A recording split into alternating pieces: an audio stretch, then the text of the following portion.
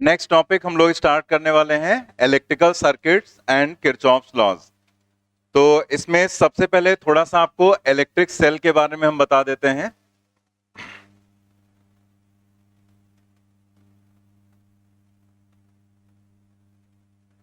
देखो, जो electric cell है उसमें हम लोगों को बहुत डिटेल में नहीं जाना है। जो भी इलेक्ट्रिक सेल का कॉन्सेप्ट है, जस्ट हमें उसका थोड़ा सा एक ओवरव्यू देखना है। मतलब थोड़े से कुछ ऐसे पॉइंट्स हैं जो हम लोग समझ लेते हैं इलेक्ट्रिक सेल के बारे में।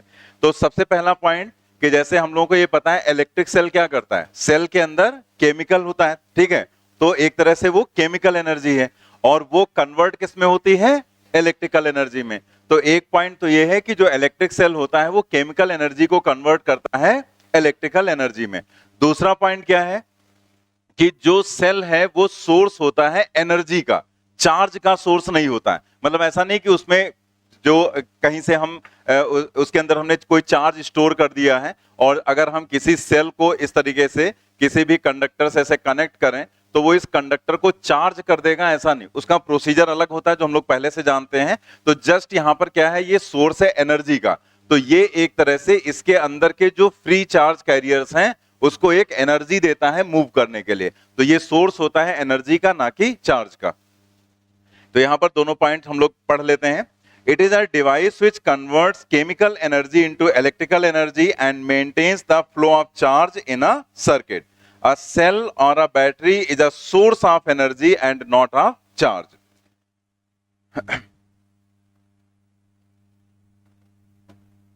नेक्स्ट इसमें जो दूसरा इंपॉर्टेंट पॉइंट है वो है ईएमएफ, इलेक्ट्रोमोटिव फोर्स, और इसको हम लोग डिनोट करते हैं कैपिटल ई से। अलग अलग टाइप के सिंबल्स बना दिए जाते हैं, जैसे कुछ बुक्स में स्मॉल ई भी यूज करते हैं, कुछ में इस तरह से ई बना के यूज करते हैं। तो हम लोग सिंपल ई जैसे रहता है वैसा हम लोग यूज करेंगे। तो जैसे इसका नाम है इलेक्ट्रोमोटिव फोर्स, लेकिन ये फोर्स नहीं है, ठीक है। जैसे लिख दिया गया फोर्स, लेकिन ये फोर्स नहीं। ऐसे यहां पर इलेक्ट्रोमोटिव फोर्स का मतलब, जैसे मोटिव का मतलब क्या होता है, मोशन से। तो एक तरह से सेल किसी कंडक्टर के अक्रॉस जब लगाते हैं तो उसके अंदर जो इलेक्ट्रॉन्स होते हैं उसको वो एनर्जी प्रोवाइड करता है, उससे उनका मोशन स्टार्ट हो जाता है। तो एनर्जी मतलब एक तरह से उस पर एक फोर्स जनरेट करता है। तो एक तरह से हम कह सकते हैं कि जो सेल है वो चार्ज कैरियर्स पर एक फोर्स लगाता है जिसके कारण उनका मोशन स्टार्ट हो जाता है।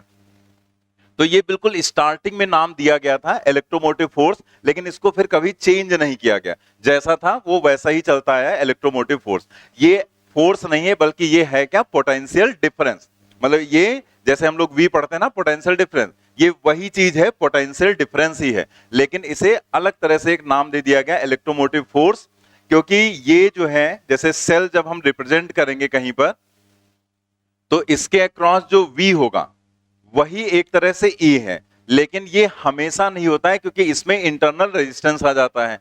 तो अगर हम इससे कोई करंट नहीं ले रहे, मतलब ये ऐसे सिंपल रखा है, तो जो इसके टर्मिनल्स के अक्रॉस पोटेंशियल डिफरेंस होगा उसी पोटेंशियल डिफरेंस को कह दिया जाता है इलेक्ट्रोमोटिव फोर्स, ठीक है, मतलब ईएमएफ। क्योंकि जब हम इससे करंट लेंगे तो इस V की वैल्यू थोड़ा सा इस पहले वाले पोटेंशियल से कम हो जाएगी। तो ये धीरे धीरे अभी हम लोगों को समझ में आएगा, ठीक है। नेक्स्ट यहां पर यही पॉइंट लिख दिया गया। अब इसे डिफाइन कैसे करते हैं, आप देखो यहां पर, जैसे कोई भी हमने एक रेजिस्टेंस ले लिया और इस रेजिस्टेंस के अक्रॉस हमने एक सेल को कनेक्ट कर दिया इस तरह से, ठीक है। तो जो सेल है उसके अंदर केमिकल होगा, मतलब यहां पर इलेक्ट्रोलाइट होगा। तो अगर इलेक्ट्रोलाइट है तो ये जो सेल है ये एक तरह से इसमें करंट को फ्लो कराता है। तो करंट का फ्लो करना मतलब एक तरह से हम कह सकते हैं पॉजिटिव चार्ज का फ्लो करना। तो पॉजिटिव चार्ज यहां पर फ्लो करेगा ऐसे। तो अगर पॉजिटिव चार्ज इस पोटेंशियल डिफरेंस को क्रॉस करेगा तो वर्क करना पड़ेगा। हमें पता है कि अगर हम चार्ज को मूव कराते हैं एक पोटेंशियल से दूसरे पोटेंशियल तो वर्क डन होता है। तो वो वर्क कौन करेगा, ये सेल करेगा, यानी कि बैटरी करेगी। तो यहां पे वर्क होगा। लेकिन जो ये इलेक्ट्रोलाइट इसके बीच में होता है, जो प्लेट्स के बीच में, वो इलेक्ट्रोलाइट भी एक तरह का रेजिस्टेंस ऑफर करता है। मतलब जो इलेक्ट्रोलाइट है वो भी एक तरह से, अगर चार्ज को यहां से चार्ज स्टार्ट हुआ और घूमकर इसको यहीं आना है तो इसको इस इलेक्ट्रोलाइट के थ्रू आना पड़ेगा। तो इलेक्ट्रोलाइट भी एक तरह का अपोजिशन क्रिएट करता है, और इलेक्ट्रोलाइट का जो अपोजिशन होता है उसको हम लोग बोलते हैं इंटरनल रेजिस्टेंस। बात समझ में आ गई ना। इलेक्ट्रोलाइट का जो अपोजिशन है वो इंटरनल रेजिस्टेंस और ये होगा एक्सटर्नल रेजिस्टेंस। तो बैटरी या सेल के द्वारा किसी चार्ज को एक पूरा कंप्लीट रिवोल्यूशन अगर करना है तो उसे दो जगह वर्क करना पड़ेगा, एक तो ये एक्सटर्नल रेजिस्टेंस में और दूसरा इंटरनल में। तो जो टोटल वर्क डन होगा, ठीक है, जो कंप्लीट वर्क डन होगा इंक्लूडिंग सेल, मतलब सेल को इंक्लूड करते हुए, यहां तो होगा ही, यहां भी वर्क होगा, including cell, that work upon charge, जो चार्ज यहां पर मूव कर रहा है, इसी को हम लोग बोलते हैं ईएमएफ। समझ गए ना? तो अगर आप ध्यान दो तो पोटेंशियल की भी तो यही डेफिनेशन होती है, W/Q ही तो होता है, ठीक है, तो वही यहां पर भी है। तो ये है पोटेंशियल डिफरेंस ही, बट ये सेल के लिए इस तरह से डिफाइन किया जाएगा, ठीक है। तो पढ़ लेते हैं हम लोग। It is defined as the work done by the cell in moving unit positive charge in the whole circuit including the cell E is equal to W/Q volt. The EMF of cell depends only on the nature of electrodes and electrolyte. ये जो EMF है वो सिर्फ किस पर depend करता है? जो इलेक्ट्रोड्स होते हैं, जो प्लेट्स होती हैं, और जो यहाँ पर इलेक्ट्रोलाइट। जैसे हम लोग घरों में बैटरी यूज करते हैं इन्वर्टर में, तो बैटरी में क्या होता है, काफी दिनों तक यूज करते हैं, फिर वो बैटरी खराब हो जाती है, तो क्या कहते हैं, प्लेट्स गल गई या प्लेट्स खराब हो गई, या वहां पर जो इलेक्ट्रोलाइट है वो इलेक्ट्रोलाइट अगर कम हो जाता है तो वहां पर मतलब एक तरह से जब उसमें डाला जाता है तो उसमें हमें बाद में वाटर भी मिलाना पड़ता है, जिससे कि वो पूरा कंप्लीट वहां पर डिप रहे जो भी प्लेट्स हैं वहां पर। तो एक तरह से दो ही मेन चीजें होती हैं, बाकी तो कंटेनर होता है। तो कंटेनर तो इसलिए यूज किया जाता है, भाई ये सारी चीजें रखोगे कैसे, तो मेन उसमें दो ही चीजें होती हैं, बस प्लेट्स होती हैं और यहाँ पर जो इलेक्ट्रोलाइट होता है, इसी पर वो ईएमएफ डिपेंड करता है, ठीक है। नेक्स्ट यहाँ पर इंटरनल रेजिस्टेंस के बारे में जैसे हमने कहा कि जो इलेक्ट्रोलाइट है वो एक रेजिस्टेंस ऑफर करता है, जिसको हम लोग इंटरनल रेजिस्टेंस बोलते हैं सेल का। तो वो कुछ चीजों पर डिपेंड करता है। तो एक जनरल ऐसे आपको बस बता दिया जा रहा है, एक थोड़ा सा आपको आइडिया होना चाहिए। जैसे यहाँ पर सबसे पहले क्या कहा गया, R proportional to D। D क्या है, डिस्टेंस बिटवीन इलेक्ट्रोड्स। तो जो डिस्टेंस इलेक्ट्रोड्स के बीच की है वो अगर ज्यादा है तो रेजिस्टेंस ज्यादा होगा, अगर डिस्टेंस कम है तो रेजिस्टेंस कम होगा। तो आप ये सोचेंगे कि अगर हम जितना कम कर दें उतना ही बेटर है, ठीक है। तो कम करने का मतलब हम इनको मिला थोड़े सकते हैं कि प्लस और माइनस को आपस में ज्वाइंट कर दिया। तो अगर ज्वाइंट कर देंगे तो पोटेंशियल डिफरेंस ही नहीं रहेगा, और अगर पोटेंशियल डिफरेंस नहीं रहेगा तो फिर यहां पर किसी भी करंट का फ्लो ही नहीं हो सकता है, ना कोई चार्ज फ्लो कर पाएगा। तो इसका मतलब हम इसे मिला नहीं सकते। तो ये हमें बताता क्या है, ये हमें एक कॉन्सेप्ट प्रोवाइड करता है कि आप अगर डिस्टेंसेस को किसी भी तरह से कम रखेंगे तो इंटरनल रेजिस्टेंस कम होगा। तो उसके बेसिस पर जैसे होता क्या है, जैसे जो बैटरीज होती हैं, तो बैटरी जो होती हैं नॉर्मली होती हैं 12 वोल्ट की, ठीक है, 12 वोल्ट की बैटरी होती है। एक तरफ प्लस होता है, एक माइनस होता है। तो पहले जो बहुत पहले पुरानी बैटरी चलती थी तो उसमें ये लेंथ में ये टर्मिनल्स बनाए जाते थे। लेकिन अभी की जो नई बैटरी है वो आपने देखा होगा कि वो इस तरह से जैसे जो विड्थ होती तो ये टर्मिनल यहां बना दिया जाता है इधर की बजाय। मतलब वो ये कंस्ट्रक्शन फीचर है, इससे कोई मतलब नहीं है, ये बस इजी वे में यहां पर ज्वाइंट करने के लिए बना दिया था कि पास पास में दोनों हो गए, ठीक है। वैसे तार ऐसे रहता था, अभी तार एक ही जगह पर आ जाता है यहाँ पर, तो बस इसलिए उसको कर दिया गया, बाकी और उसका कोई मतलब नहीं। तो हम लोग यहाँ पर देखेंगे जो टर्मिनल्स होते हैं प्लस और माइनस, तो ये बैटरी होती है 12 वोल्ट की टोटल, मतलब यहाँ पोटेंशियल डिफरेंस क्या होगा, 12 वोल्ट। लेकिन अब इसने हमें क्या बताया, इसने हमसे कहा कि यहां पर जितना ज्यादा डी रखोगे उतना ही ज्यादा इंटरनल रेजिस्टेंस भी होगा, और रेजिस्टेंस होगा तो करंट का फ्लो होगा, तो I² RT के फॉर्म में हीट लॉस भी होगा। तो हीट का जो लॉस होगा यहां पर, वो हीट लॉस हमारे लिए किसी मतलब का नहीं है भाई। जैसे यहां पर जो भी लॉस होगा उसका क्या यूज तो कर नहीं पाएंगे, तो यहां पर जो भी एनर्जी है वो लॉस होगी और उसका कोई मतलब नहीं रहेगा, ठीक है। इसका मतलब हम चाहेंगे कि ये इंटरनल रेजिस्टेंस कम से कम रहे। तो उसके लिए क्या किया जाता है कि जैसे अगर हम दोनों प्लेट्स ऐसे रख दें और पूरे में इलेक्ट्रोलाइट फिल करके 12 वोल्ट जनरेट कर दें तो बहुत ज्यादा इंटरनल रेजिस्टेंस हो जाएगा। तो इसीलिए इसमें कंपार्टमेंट बना दिए जाते हैं, ठीक है, ऐसे यहां पर इस तरह से यहां पर कंपार्टमेंट बना दिए थे, 1 2 3 4 5 6 बनने थे बस, ऐसे 6 कंपार्टमेंट बना दिए जाते हैं यहां पर। तो 6 कंपार्टमेंट में से एक कंपार्टमेंट का जो पोटेंशियल होता है डिफरेंस वो 2 वोल्ट होता है। तो ऐसे ये सब 2 वोल्ट के हो जाएंगे। तो यहां पर जब ये 2 वोल्ट के कंपार्टमेंट बनेंगे तो टोटल कितना हो जाएगा, 12 वोल्ट हो जाएगा। अब इसमें क्या बेनिफिट हुआ कि हमें 12 वोल्ट भी मिल गया और हमने प्लेट्स के बीच की डिस्टेंसेस को भी कम कर दिया, ठीक है। तो और भी चीजें होती हैं, मतलब ये एक सिंपल वे में हमने आपको थोड़ा सा एक ओवरव्यू दे दिया कि क्या किया जा रहा है। बाकी और भी चीजें रहती हैं, बट बहुत ज्यादा हमें डिटेल में बैटरी के नहीं जाना है, थोड़ा सा एक आइडिया बस दिया जा रहा है आपको, ठीक है। दूसरा पॉइंट क्या है, R proportional to C, concentration, मतलब जितनी ज्यादा कंसंट्रेशन होगी यहां पर उतना ही ज्यादा रेजिस्टेंस होगा। अब जैसे इसको आप ऐसे इजी वे में समझ सकते हैं, जैसे मान ले यहां पर हमें चलना हो तो हम आसानी से चल लेंगे, लेकिन अगर यहीं पर भी हम पानी भर दें फिर उसमें अगर हमें चलना हो तो क्या उतनी आसानी से आप चल पाएंगे? नहीं, यानी कि हमारे खिलाफ, यानी कि हमारे अगेंस्ट वहां पर वो एक तरह से अपोजिशन जनरेट कर देगा वाटर, तो हम उतना इजिली मूव नहीं कर सकते। वैसे यहां पर क्या है कि जैसे एयर थी तो एक तरह से कंसंट्रेशन ना के बराबर है, वाटर है तो कंसंट्रेशन आ गया वहां पर, तो अगर हम यहां पर कंसंट्रेशन बढ़ा देंगे तो उसी तरह से जो आयंस होंगे, जो चार्ज यहां पर पार्टिकल्स होंगे, उनको भी मूव करने में प्रॉब्लम होगी, एक तरह से उनके खिलाफ भी वहां पर एक ज्यादा अपोजिशन जनरेट हो जाएगा। तो इस वे में आप इसको समझ सकते हैं यहां पर। तो एक तरह से हम कह सकते हैं कि जितनी ज्यादा कंसंट्रेशन होगी उतना ही ज्यादा इंटरनल रेजिस्टेंस होगा। नेक्स्ट है आर इनवर्सली प्रोपोर्शनल टू ए, जो डिप्ड एरिया है, ठीक है, जो एरिया यहां पर डिप किया गया है लिक्विड के अंदर, तो ये एरिया जितना ज्यादा वाटर के अंदर रहेगा या इलेक्ट्रोलाइट के अंदर रहेगा उतना ही इसकी बेटर परफॉर्मेंस होगी। क्योंकि अगर आपने यहां पर मान लिया वाटर कम हो जाता है, देखो बैटरी में तो आपको बाहर से मिलाना पड़ता है ना, तो सिर्फ वाटर डालते हैं, इलेक्ट्रोलाइट एक बार डाल दिया था फिर उसकी जरूरत नहीं पड़ती है। तो यहां पर हमेशा वाटर ही मिलाना पड़ता है। तो उसमें क्या होता है कि जैसे अगर आपने मान लिया वाटर मिलाया बस इतना ही, बाकी ये प्लेट खाली पड़ी हुई, ठीक है, तो जो भी चार्ज आएगा वो सिर्फ यहीं पर डिपॉजिट होगा, और यहां पर डिपॉजिट होगा तो उसकी डेंसिटी एक तरह से बढ़ेगी, और जब डेंसिटी बढ़ेगी तो वो अपोजिशन ज्यादा क्रिएट करेगा, मतलब आने वाले चार्ज को वो आने नहीं देगा, ज्यादा रिपल्सन फोर्स लगाएगा। तो हम अगर ये पूरी प्लेट को यहां पर डिप कर दें तो क्या होगा, वही चार्ज पूरे में डिस्ट्रीब्यूट होगा, पूरे में इकट्ठा होगा चार्ज, और पूरे में इकट्ठा होगा तो एक जगह पर कंसंट्रेशन बहुत ज्यादा नहीं हो पाएगी चार्ज की, यानी कि डेंसिटी, और इसलिए वो उतना ज्यादा रिपेल नहीं कर पाएगा और पूरे में डिपॉजिट होने के लिए एरिया भी मिल जाएगा। इसीलिए पूरा एरिया वहां पर डिप कर दिया जाता है इलेक्ट्रोलाइट के अंदर, ठीक है।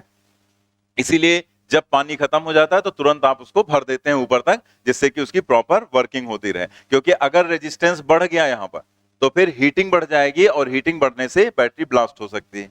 इसी तरह से टेम्परेचर का इफेक्ट आप देखेंगे तो टेम्परेचर बढ़ाने से कंसंट्रेशन पर क्या इफेक्ट पड़ता है, कंसंट्रेशन कम हो जाती, ये तो केमिस्ट्री में पढ़ते होंगे ना। तो इसलिए टेम्परेचर का भी इफेक्ट इनवर्स में ही आता है कि टेम्परेचर बढ़ाएंगे तो कंसंट्रेशन कम हो जाएगी, और टेम्परेचर बढ़ाएंगे तो कंसंट्रेशन कम हो जाएगी, और उससे रेजिस्टेंस भी कम हो जाएगा। इसका मतलब टेम्परेचर बढ़ाने से भी इंटरनल रेजिस्टेंस कम हो जाएगा, ठीक है। हमने यहां पर जो कुछ भी आपको यहां पर बताया समझाया है वो सिर्फ एक जनरल ऐसे ओवरव्यू टाइप से आपको दिया गया, क्योंकि हमें सेल के डिटेल में नहीं जाना, क्योंकि इससे कोई क्वेश्चंस वगैरह तो आते नहीं है ऐसे, ठीक है। क्वेश्चंस तो आगे जो इलेक्ट्रिकल सर्किट है वहां से पूछे जाते हैं, तो इसमें टाइम वेस्ट करने का कोई मतलब था नहीं। लेकिन अगर हम इसे नहीं बताएंगे तो भी आपको चीजें समझ में नहीं आती, तो थोड़ा सा एक जनरल आइडिया आपको बस सेल का हमने दे दिया है, इजी वे में जिस तरह से चीजें समझाई जा सकती थी वैसे हमने आपको एक बार बता दिया यहां पर, ठीक है। मेन अब यहां से आगे स्टार्ट होगा, ठीक है। एक पॉइंट यहां पर है वो भी देख लेते हैं नोट में। A cell is said to be ideal if its internal resistance is zero and standard if its EMF does not change with time। मतलब आपसे कोई पूछे कि आइडियल सेल और स्टैंडर्ड सेल में डिफरेंस क्या होता है, तो आइडियल का मतलब तो आपको खुद ही पता है कि आइडियल जैसी कोई चीज होती ही नहीं है, तो इसलिए वहां पर कह दिया गया इंटरनल रेजिस्टेंस जीरो। मतलब इंटरनल रेजिस्टेंस जीरो है तो हम उसे आइडियल मान सकते हैं, लेकिन ऐसा पॉसिबल तो होगा नहीं, तो हम ये बस थ्योरी के लिए इस टर्म का यूज करते हैं। मेन देखा जाए स्टैंडर्ड सेल क्या होता है, स्टैंडर्ड सेल होता है कि अगर एक ऐसा सेल जिसका ईएमएफ चेंज ना हो टाइम के साथ, मतलब वो उतना ही मेंटेन रहे, तो इसलिए उसे हम लोग बोल देते हैं स्टैंडर्ड सेल।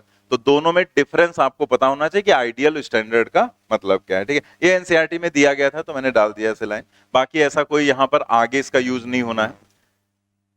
तो अब हम लोग मेन देखते हैं discharging and charging of cell. तो हम डिस्चार्जिंग पहले देखेंगे, डिस्चार्जिंग ऑफ सेल।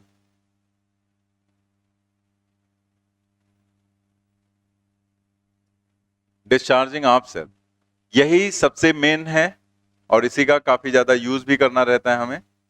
जैसे कोई एक हमने बाहर एक रेजिस्टेंस ले लिया, एक्सटर्नल रेजिस्टेंस जो है, और यहां पर एक सेल दिखा दिया।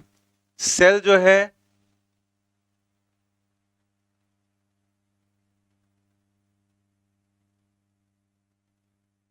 इसका ये रिप्रेजेंटेशन होता है, ठीक है। जैसे जो इलेक्ट्रोलाइट होता है वो इलेक्ट्रोड्स के बीच में रहता है, लेकिन उसे साइड में दिखा दिया जाता है कि ये पूरा सेल है। सेल में दो चीजें हमने देखी, ईएमएफ और इंटरनल रेजिस्टेंस। तो ईएमएफ आपको दिखा दिया गया ई और इंटरनल रेजिस्टेंस हो गया आर। इससे एक करंट का फ्लो होगा यहां पर, और यहां पर एक पोटेंशियल डिफरेंस भी जनरेट हो जाएगा, V is to I R के बराबर। तो डिस्चार्जिंग की कंडीशन में क्या होता है कि जो भी सेल है उसमें से पॉजिटिव टर्मिनल अगर देखेंगे तो करंट निकलेगी। जैसे इसे हम अलग से बता दे रहे हैं।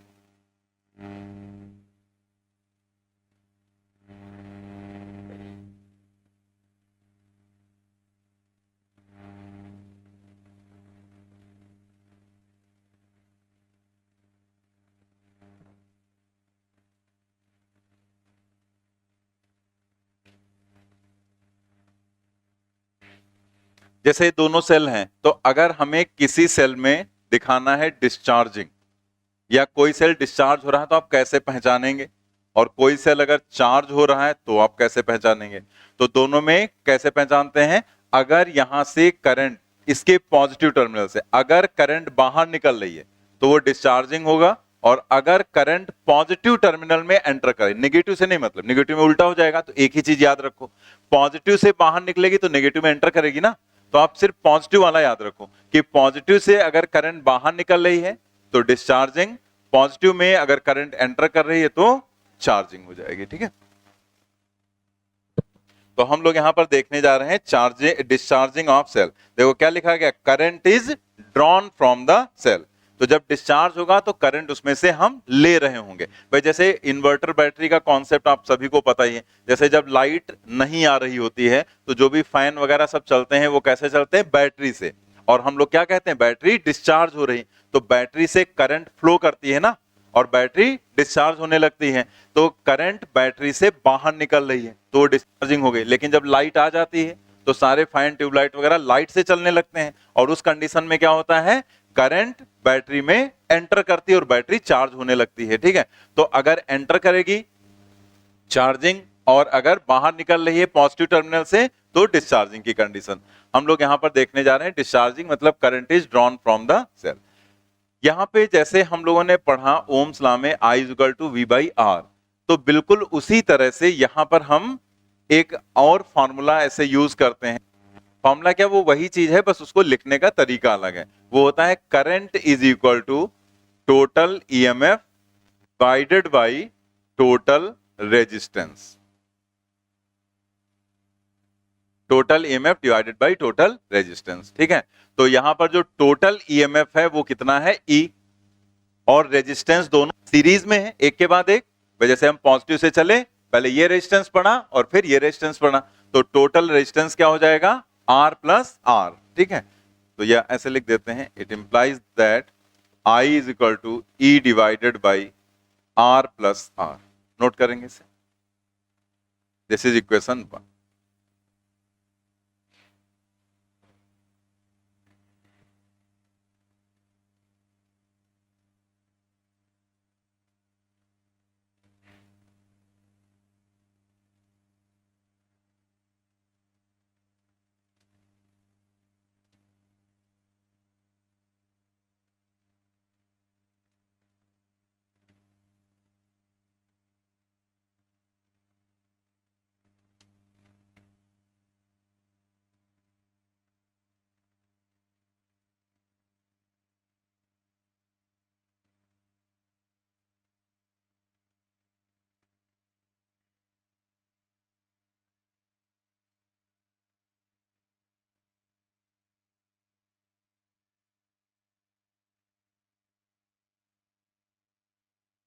तो यहां पर नोट कर लिया ना, यहां पर अगर आप देखें तो ये दोनों सीरीज में रहते हैं। अब जैसे आप यहां पर एक रेजिस्टेंस ऐसे पैरेलल में लगा दो, या दो रेजिस्टेंस ऐसे सीरीज में लगा के उसको पैरेलल में लगा दो, फिर एक और रेजिस्टेंस उस पर पैरेलल में लगा दो, या व्हीट स्टोन ब्रिज यहां बना दो, कुछ भी आप बना दो, उसे जब आप सॉल्व करेंगे तो एक सिंगल रेजिस्टेंस आएगा, और वो सिंगल रेजिस्टेंस इस रेजिस्टेंस के साथ हमेशा कैसे होगा? सीरीज में। इसका मतलब जो इंटरनल रेजिस्टेंस है वो एक्सटर्नल के साथ सीरीज में आएगा। लिखेंगे internal resistance is always internal resistance is always in series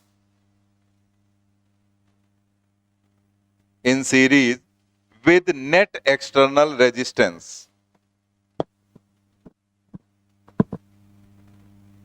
With net external resistance. Net external resistance. ठीक है, हम लोग देखते हैं बाय इक्वेशन 1, इस इक्वेशन से I R plus I R is equal to E, cross multiply कर दिया। ठीक है, तो I R plus I R is equal to E, तो ये जो हो जाएगा आई आर वो ई माइनस आई आर के बराबर हो जाएगा। ये आई आर जो है ये हो जाएगा वी के बराबर, यहां से आप चेक कर सकते हैं V is equal to I R, तो ये हो जाएगा V और ये हो जाएगा E माइनस आई आर।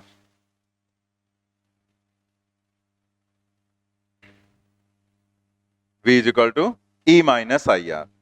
तो आप देख सकते हैं यहां पर E माइनस आई आर, तो E से ये वैल्यू कम है, और यहां पर हम लोग लिख सकते हैं this implies that V is less than E, और इसी V को हम लोग बोलते हैं, V को क्या कहते हैं? Terminal potential difference.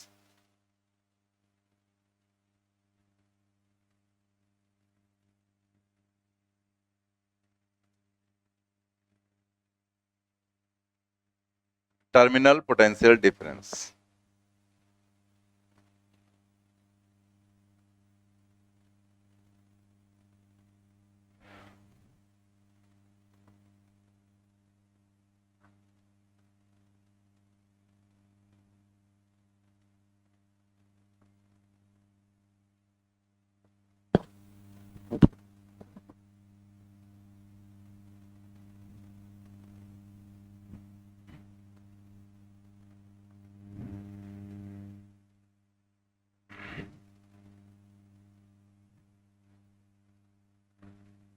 ये बहुत इंपॉर्टेंट सर्किट है, क्योंकि नॉर्मली जो सर्किट्स होते हैं चाहे वो ग्रुपिंग वगैरह के हों, वो सब फाइनली इसी फॉर्म में कन्वर्ट हो जाते हैं। तो इस सर्किट को आपको ध्यान से समझना है कि इसमें जो चीजें बताई जा रही हैं वही सब नॉर्मली घुमा फिरा के वही चीज फाइनली आपको मिलती है आके। ठीक है, तो हम लोग जैसे पोटेंशियोमीटर पढ़ेंगे उसमें भी यही सर्किट यूज किया जाएगा जो यहाँ पर बताया जा रहा है। तो अब इसी से रिलेटेड कुछ और पॉइंट है वो हम लोग देखते हैं। नोट में पहला पॉइंट यहां पर क्या है? When the cell is in open circuit. When the cell is in open circuit, इसका मतलब यहां पर क्या हुआ कि जैसे ये सेल हमने लिया, तो इस सेल का ईएमएफ क्या है? ई, रेजिस्टेंस क्या है? आर के बराबर, और इसको एक ओपन सर्किट में डाल दिया गया। ठीक है, इस तरीके से यहां पर क्या है? ओपन। और यहां पर अगर ये ओपन सर्किट है तो करंट क्या हो जाएगी? जीरो हो जाएगी यहां पर। ठीक है, और टर्मिनल पोटेंशियल डिफरेंस यहां पर वही V के बराबर है, V। और यहां पर रेजिस्टेंस क्या हो जाएगा? रेजिस्टेंस क्या हो जाएगा यहां पर जब इसको ओपन कर देंगे? क्या होगा?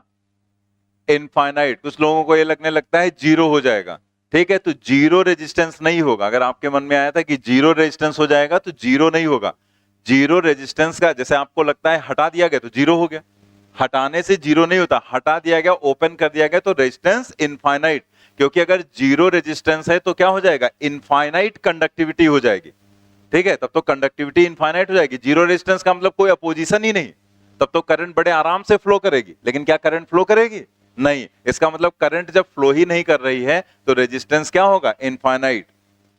I is equal to V by R. अगर R इनफाइनाइट होगा तभी तो करंट जीरो होगी।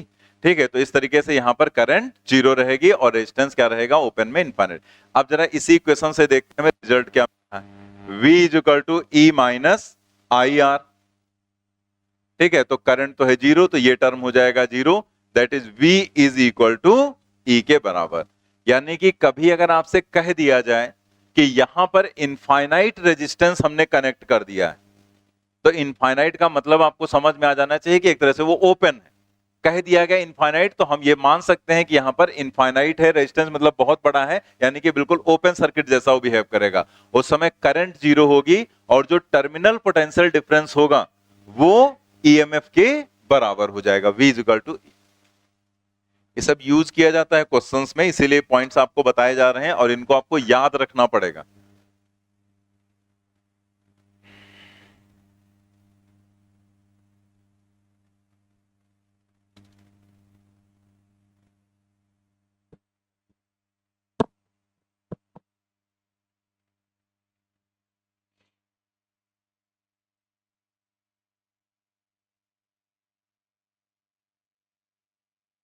नेक्स्ट देखते हैं second point.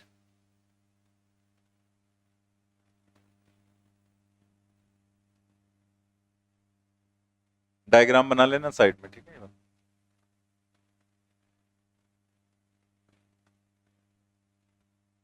When the cell is short circuited, second point, when the cell is short circuited,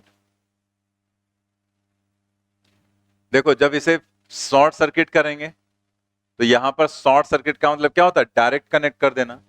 तो जब हम डायरेक्ट इसको कनेक्ट कर देंगे तो ये क्या कहलाएगा, शॉर्ट। और इस कंडीशन में रेजिस्टेंस क्या हो जाएगा, जीरो। आपकी रेजिस्टेंस जीरो हो जाएगा शॉर्ट सर्किट में। और उस समय करंट क्या होगी जरा देखते हैं, I is equal to E divided by R plus R. तो आर की वैल्यू तो हो गई जीरो, तो ये क्या हो जाएगा, I is equal to E divided by R. इसको बोलते हैं maximum current drawn from the cell.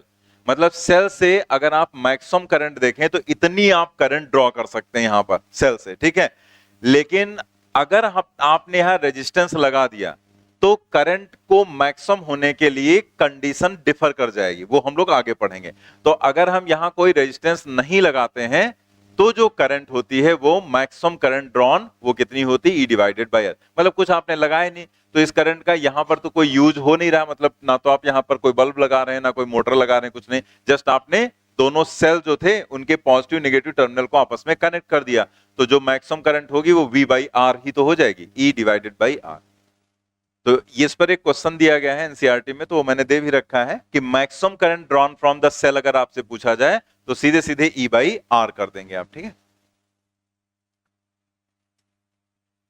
Next इसमें टर्मिनल पोटेंशियल डिफरेंस क्या हो जाएगा इस कंडीशन में, अगर आप V निकालो, जैसे तो I हो गया, V निकालो तो V क्या हो जाएगा, E माइनस आई आर, या फिर E माइनस आई की जगह पर E डिवाइडेड बाई आर और इंटू आर कर देंगे, कैंसिल हो जाएगा, E माइनस ई हो जाएगा zero, that means terminal potential difference क्या हो जाएगा, जीरो हो जाएगा यहां, ठीक है।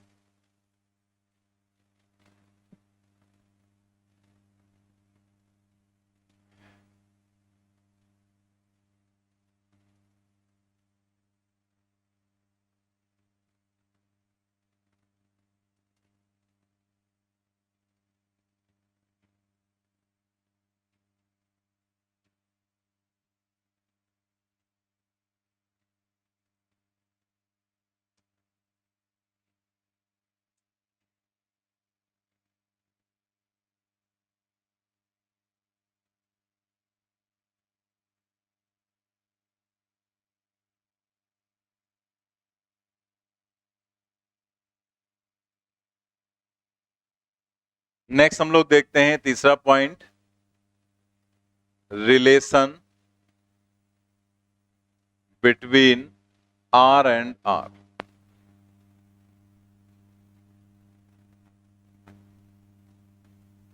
स्मॉल r और कैपिटल R में रिलेशन हम लोग को देखना है।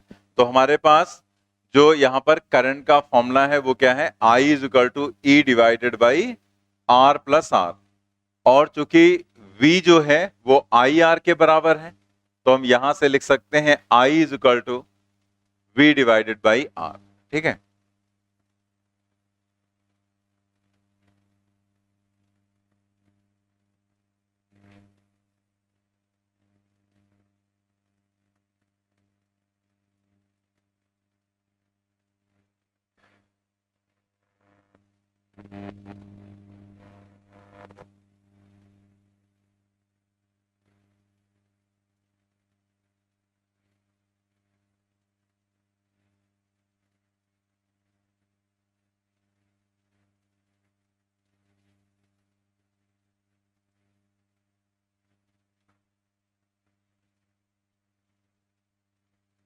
V बाई आर लिखा हमने, फिर ये R प्लस आर इधर ले गए, V नीचे ले गए, ये अगर हम अलग अलग करें तो ये 1 हो जाएगा, ये R बाई आर हो जाएगा, that is equal to E upon V। तो यहां से R अपान आर की value E upon V minus 1, ये स्मॉल r हो जाएगा capital R E upon V minus 1। ठीक है,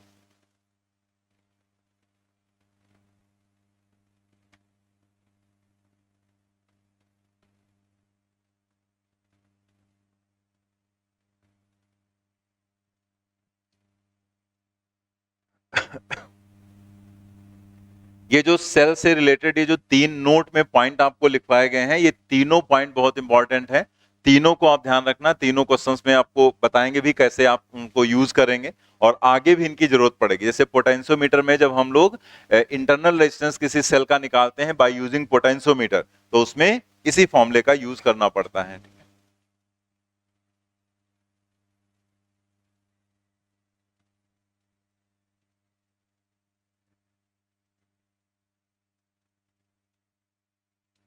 फिर नेक्स्ट हम लोग आ जाते हैं power transfer to the load.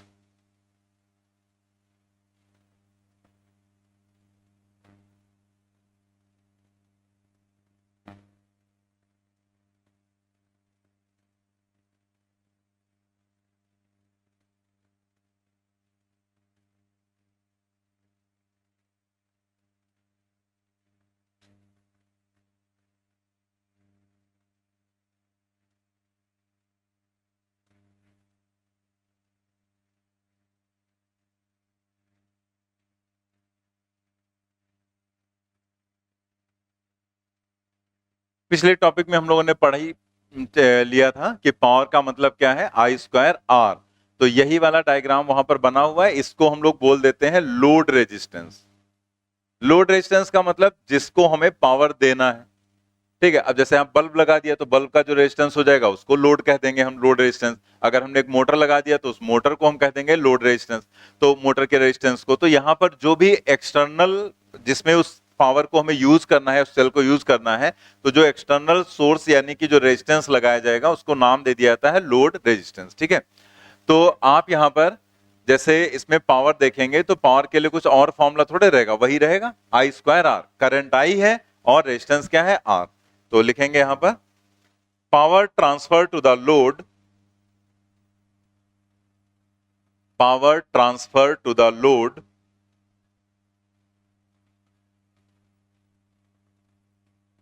to the load by the cell will be, by the cell will be P is equal to I square R, और जहां I है E divided by R plus R to the whole square into R। तो ये कोई रटने वाला formula नहीं है कि आप इसको याद करेंगे, जस्ट आपको पता ही है कि I कैसे निकालेंगे और R क्या है वहां पर, तो I स्क्वायर R करके आप यहां पर बता सकते हैं। ठीक है,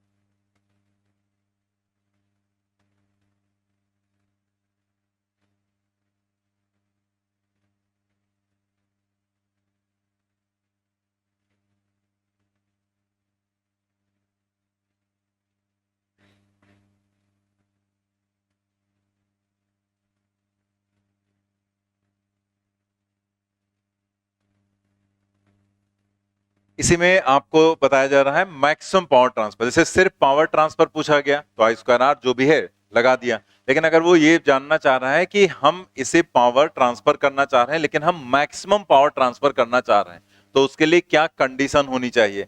तो हम लोग मैक्सिमा मिनिमा पढ़ चुके हैं, तो मैक्सिमा मिनिमा के हिसाब से फॉर मैक्सिमा और minima dy by D X zero होता है, तो यहां पर क्या किया गया, dp by D R is equal to zero. अगर हम यहां पर देखें तो कई लोगों के दिमाग में आता है कि कैपिटल आर क्यों, स्मॉल आर क्यों नहीं।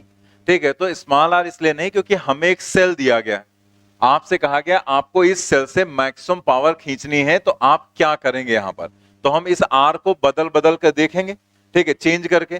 तो जिस कंडीशन में उसमें पावर मैक्सिमम होगी, तो आर को चेंज कर रहे हैं ना, तो अगर कैपिटल आर को चेंज करें तो वेरिएबल कैपिटल आर हुआ, इसलिए वेरिएबल के टर्म में आप उसको डिफरेंशिएट करेंगे। तो हमें ये पता चल गया कि जब हम ये देखो, इसका हमने डेरिवेशन नहीं किया यहां पर, क्योंकि ये आप यहां से कर सकते हैं लेकिन वो थोड़ा सा बड़ा हो जाता है और कोई मतलब है नहीं, याद ही करना पड़ेगा आपको। बाकी हमने आपको डिफरेंशिएशन पढ़ा ही रखा, u अपान v वाला कॉन्सेप्ट। जैसे ये r ऊपर भी है नीचे भी है, तो आपको इसे ओपन करना पड़ेगा, E square upon R plus R to the whole square and R, और फिर u अपान v वाला जो कॉन्सेप्ट बताया गया था उससे आपको डिफरेंशिएट करके ये निकालना पड़ेगा। तब आप उसे जीरो रखेंगे तो आपको ये कंडीशन मिल जाएगी। तो हमें सीधे याद ही रखना है कंडीशन, और ये कंडीशन आएगी जब आप इसे जीरो करेंगे, r equal to r, this is condition for maximum power transfer. मतलब अगर इंटरनल और एक्सटर्नल रेजिस्टेंस बराबर होंगे तो उस समय जो पावर ट्रांसफर होगा वो मैक्सिमम होगा, और वो मैक्सिमम पावर होगी कितनी। जैसे आप याद करो, मैक्सिमम मिनिमम में आपको बताया था हमने कि दो बातें होती, मैक्सिमम कहां पर होगा और कितना होगा, दोनों चाहिए थी ना। तो मैक्सिमम कहां पर होगा तो हम x निकालते थे, और कितना होगा तो हम y की वैल्यू निकाल के बताते थे कि y की ये वैल्यू होगी। तो वैसे यहां पर मैक्सिमम कहां पर होगा, r इक्वल टू r पर, और मैक्सिमम वैल्यू होगी कितनी, यहां पर अगर आप r की जगह स्मॉल कैपिटल R रखें तो क्या हो जाएगा, 2r, 2r का स्क्वायर 4r स्क्वायर, और फिर एक r कैंसिल हो जाएगा तो क्या आ जाएगा 4r। और चूंकि r और स्मॉल r बराबर है तो हम यहाँ कैपिटल R की जगह स्मॉल r भी रख सकते हैं। तो आप इस फॉर्मूले को याद भी रख सकते हैं डायरेक्टली, कि आपको इतना सब ना करना पड़े कि अगर मैक्सिमम पावर की बात है तो E square divided by R 4r। बाकी आप डिराइव भी कर सकते हैं, लेकिन कंडीशन जरूर याद रखना, क्योंकि अगर ये भूल गए तो फिर आपको अलग अलग क्वेश्चंस में बार बार सॉल्व करना पड़ेगा, बहुत लेंदी हो जाएगा। तो आपको इतना ध्यान रखना है कि एक्सटर्नल रेजिस्टेंस इंटरनल रेजिस्टेंस के जब बराबर होगा तो उस समय मैक्सिमम पावर ट्रांसफर होगी वहां पर, ठीक है। इसका एक ग्राफ भी दिया जाता है जो साइड में बना दिया गया है, वो ऐसे कर्व अप्रोक्सीमेट पैराबोलिक पाथ रहता है, जैसे इस तरीके से। तो ये पावर और आर में ग्राफ दिखाया गया है, जब आर की वैल्यू आर के बराबर रहेगी तो उस समय जो पावर ट्रांसफर होगा वो मैक्सिमम होगा, मैक्सिमम पावर, ठीक है। तो हमें ये पता है कि मैक्सिमम जहां पर होगा वहां पर भी मैक्सिमम वैल्यू मिलेगी, आगे जाएंगे तो भी कम हो जाएगा, पीछे जाएंगे तो भी कम हो जाएगा। मतलब आर ग्रेटर देन आर करोगे तो भी पावर कम हो जाएगी ट्रांसफर, और अगर आर लेस देन आर करोगे तो भी पावर ट्रांसफर कम हो जाएगी, ठीक है। नेक्स्ट देखते हैं नोट में total power consumed in the circuit. अब ये जो यहां पर total power consumed in the circuit है, इसका क्या मतलब है। तो देखो, मेन क्वेश्चन यही है जो यहां पर अभी आपको समझाया गया, लेकिन कभी ऐसा भी हो सकता है कि वो आपसे ये पूछते टोटल पावर कंजम्पशन क्या है, मतलब टोटल पावर कितनी कंज्यूम हो रही। तो इस चीज का मतलब क्या है, इस चीज का मतलब है कि यहां पर अगर आप देखें तो यूजफुल पावर तो यही है जो एक्सटर्नल सर्किट में लोड में जाएगा। जैसे आप यहाँ बल्ब लगाओगे, मोटर लगाओगे, तो वो आपके यूज का है, तो वो पावर आप यूज कर रहे हैं, उससे आप कुछ काम कर पा रहे हैं। लेकिन इस पावर का तो कोई यूज होगा नहीं जो यहां पर ये रेजिस्टेंस डिसिपेट करेगा। भाई ये जो रेजिस्टेंस है, अगर ये आई स्क्वायर आर ले रहा है तो ये भी तो आई स्क्वायर आर खर्च करेगा, लेकिन ये बैटरी का क्या है, इंटरनल रेजिस्टेंस। तो इंटरनल रेजिस्टेंस तो किसी भी तरह का जो पावर कंज्यूम करेगा उसका यूज तो कर नहीं पाएंगे आप। भाई ऐसा थोड़ा कि बैटरी के अंदर बल्ब लगा के हम पढ़ाई करेंगे जाके अंदर बैठ के, तो बैटरी के अंदर तो घुस नहीं जाओगे, तो ये जो पावर है क्या होगी, वेस्ट ही तो जाएगी, ठीक है। तो ये वेस्टेज है, इसीलिए देखो जब बैटरी आप वहां पर चार्ज करते हैं, डिस्चार्ज करते हैं, तो दोनों ही कंडीशन में करंट का फ्लो होता है और ये पावर कंजम्पशन होता है, ठीक है। इसीलिए बैटरी जो होती है उसको जब आप छुएंगे तो वो गर्म हो जाएगी, ठीक है। तो वो गर्म हो जाती है क्योंकि ये वाला जो रेजिस्टेंस होता है वो एनर्जी को लॉस करता है in the form of heat, ठीक है। तो कंज्यूम कर रहा है, तो अगर वो टोटल पावर कंज्यूम्ड आपसे पूछ रहा है यहां पर, ठीक है, जो नीचे यहां पर हेडिंग पड़ी है total power consumed in the circuit, तो आप उसमें दोनों पावर्स को ऐड कर देंगे। अगर ऐसा उसने कभी पूछा तो आप आई स्क्वायर आर, ठीक है, ऐसे करके निकालेंगे। तो यहां पर क्या हो जाएगा, I square R plus R, I की जगह पर हम रख देंगे E divided by R plus R to the whole square, और ये हो जाएगा आर प्लस आर, एक कैंसिल हो जाएगा, तो यहां से टोटल पावर कंज्यूम्ड आ जाएगी E square divided by R plus R, ठीक है।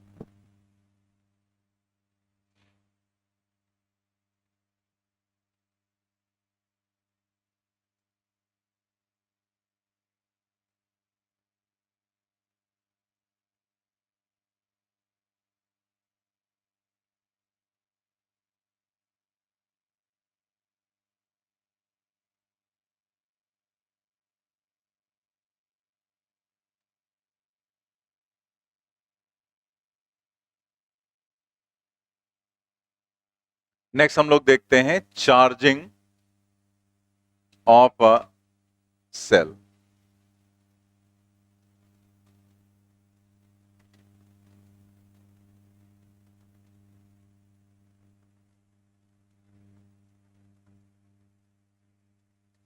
Charging of a cell, charging of a cell में आपको हमने भी बताया था कि जो भी करंट है वो पॉजिटिव में एंटर करेगी इसमें, ठीक है। तो अगर हमें इस सेल को अब चार्ज करना है,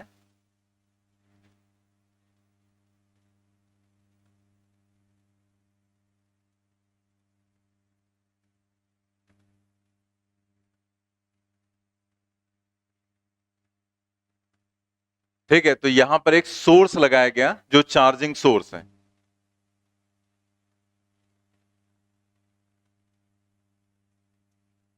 चार्जिंग सोर्स है। तो जस्ट जो एक्सप्रेशन हो जाएगा वो उल्टा हो जाएगा। जैसे यहां पर अगर हमें इसे चार्ज करना है तो ये जो वोल्टेज है ये हमें ज्यादा रखना पड़ेगा ना, क्योंकि अगर नीचे जो सोर्स हमने लगाया उसका वोल्टेज हमने कम कर दिया तो क्या होगा, यहां से उल्टा करंट फ्लो करेगी। तो हमें इसका वोल्टेज ज्यादा रखना है, तो करंट इधर से इधर फ्लो करेगी, तो एक्सप्रेशन बिल्कुल पलट जाता है। जैसे उसमें रहता है जो डिस्चार्जिंग वाला था, तो इसमें हम लोगों ने क्या पढ़ा था, इसमें हमने पढ़ा V is equal to E minus I R, तो जो चार्जिंग है उसमें हो जाएगा V is equal to E plus I R हो जाएगा, ठीक है, चार्जिंग की कंडीशन में आ जाएगा। तो हम लोग यहां पर चार्जिंग के लिए एक्सप्रेशन क्या लिखेंगे, V is equal to E plus I R. इसमें एक चीज और भी आपसे पूछी जा सकती है, तो उसे बताने के लिए हम क्या कर रहे हैं, इस पूरे एक्सप्रेशन को मल्टीप्लाई कर दे रहे हैं आई से, तो I V is equal to I E and plus I square R, ठीक है, ये हो जाएगा। तो चार्जिंग की कंडीशन में करंट एंटर करेगी, ये तो सब हम आपको पहले ही समझा चुके हैं, तो वो यहां लिख भी दिया गया है। चार्जिंग में current is sent into the cell if in charging process of a cell, current flows from positive to negative plate inside the cell and energy is stored in the cell. In this process potential difference across the cell is more than its EMF। जैसे आप खुद ही देखो कि जो cell के अंदर है वो करंट प्लस से माइनस जाएगी, जबकि डिस्चार्जिंग में माइनस से प्लस जाती है करंट, अंदर सेल के अंदर प्लस से, जब इधर से एंटर करेगी तो प्लस से माइनस जाएगी, एनर्जी इसमें स्टोर होगी। तो यहां पर हम देखें कितनी एनर्जी स्टोर होगी वो हमें यहां से पता चल जाता है। तो इसमें तीन टर्म आ रहे हैं, आई वी, आई ई और आई स्क्वायर आर। आई वी क्या है, सोर्स की पावर, आईवी का मतलब पावर होता है ना, पावर का मतलब एनर्जी पर सेकेंड। तो जो एनर्जी पर सेकेंड ये सोर्स जो अपनी एनर्जी डिसिपेट कर रहा है या जो यहां पर अपनी एनर्जी ये लूज कर रहा है, दैट इज आईवी, ठीक है। तो हम यहां पर आईवी लिखेंगे, पहले ये लिख लो फिर इसके नीचे आईवी लिखेंगे।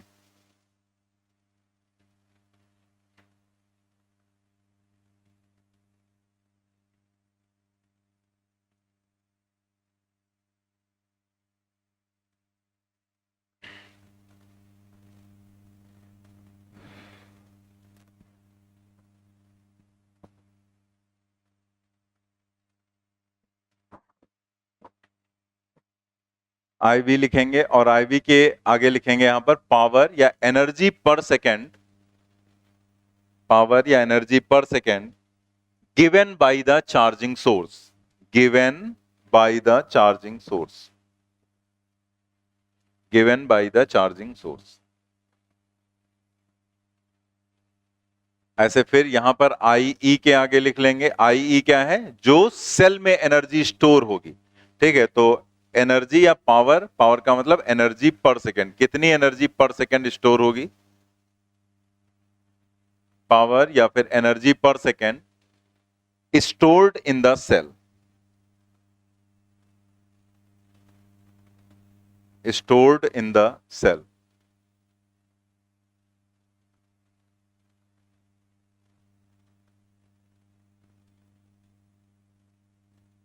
I²R अभी आपको क्या बताया गया था? जो पावर वेस्ट हो जाती, पावर या फिर एनर्जी पर सेकेंड वेस्टेड, ठीक है। जो एनर्जी वेस्ट हुई वो कितनी है? I²R।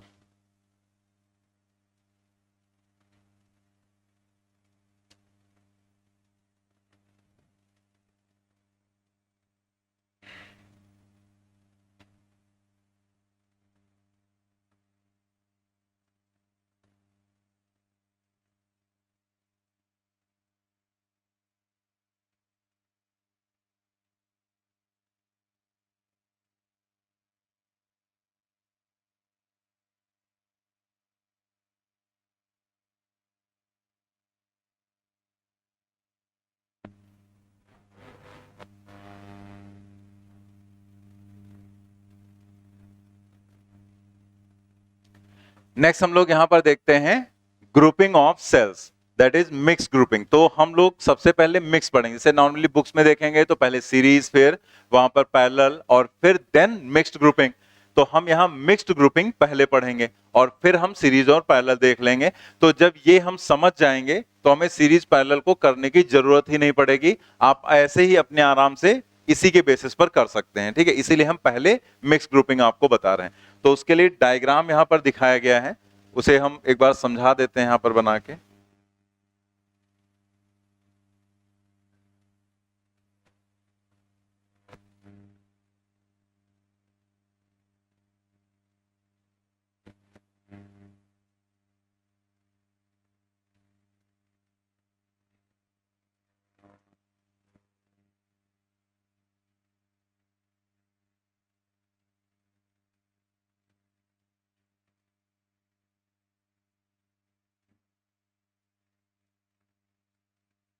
जैसे एक यहां पर जो रो, ये जो रो दिखाई गई है 1, ठीक है।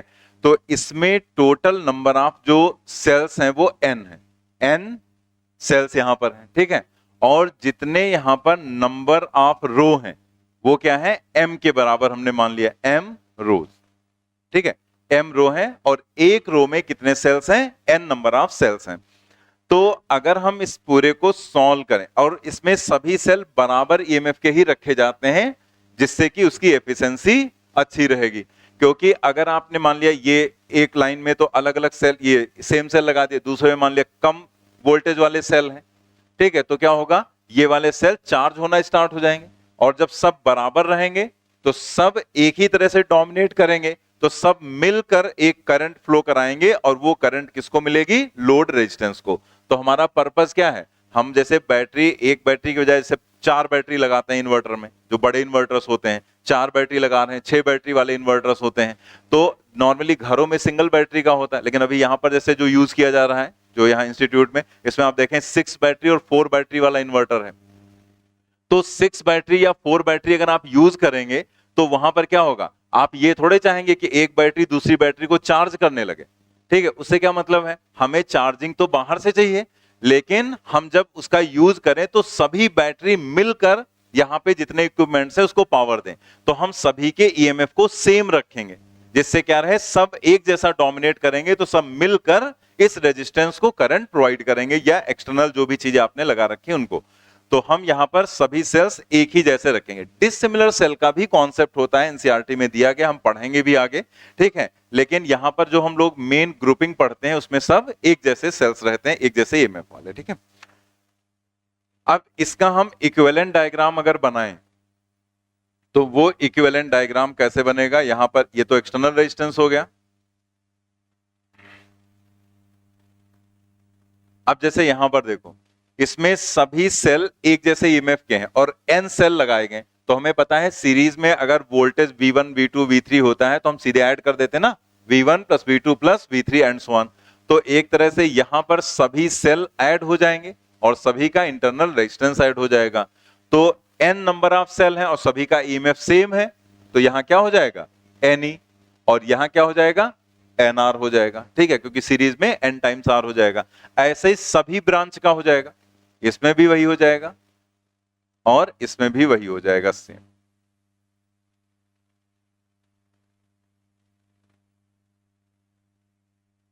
सब में वही चीज आ जाएगी, ठीक है।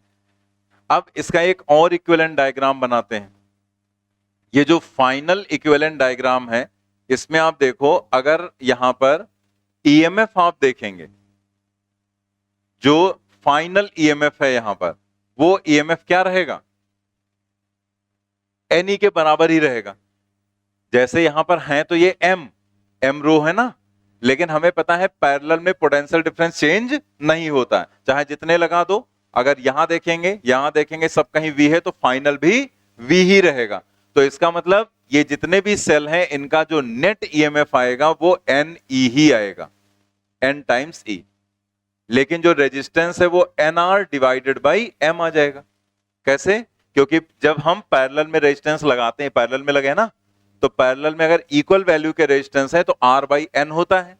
तो R की जगह यहां NR है और N की जगह पर यहां पर क्या है? M नंबर ऑफ रो है, और ये करंट यहां पर नेट करंट हो जाएगी I के बराबर, ठीक है।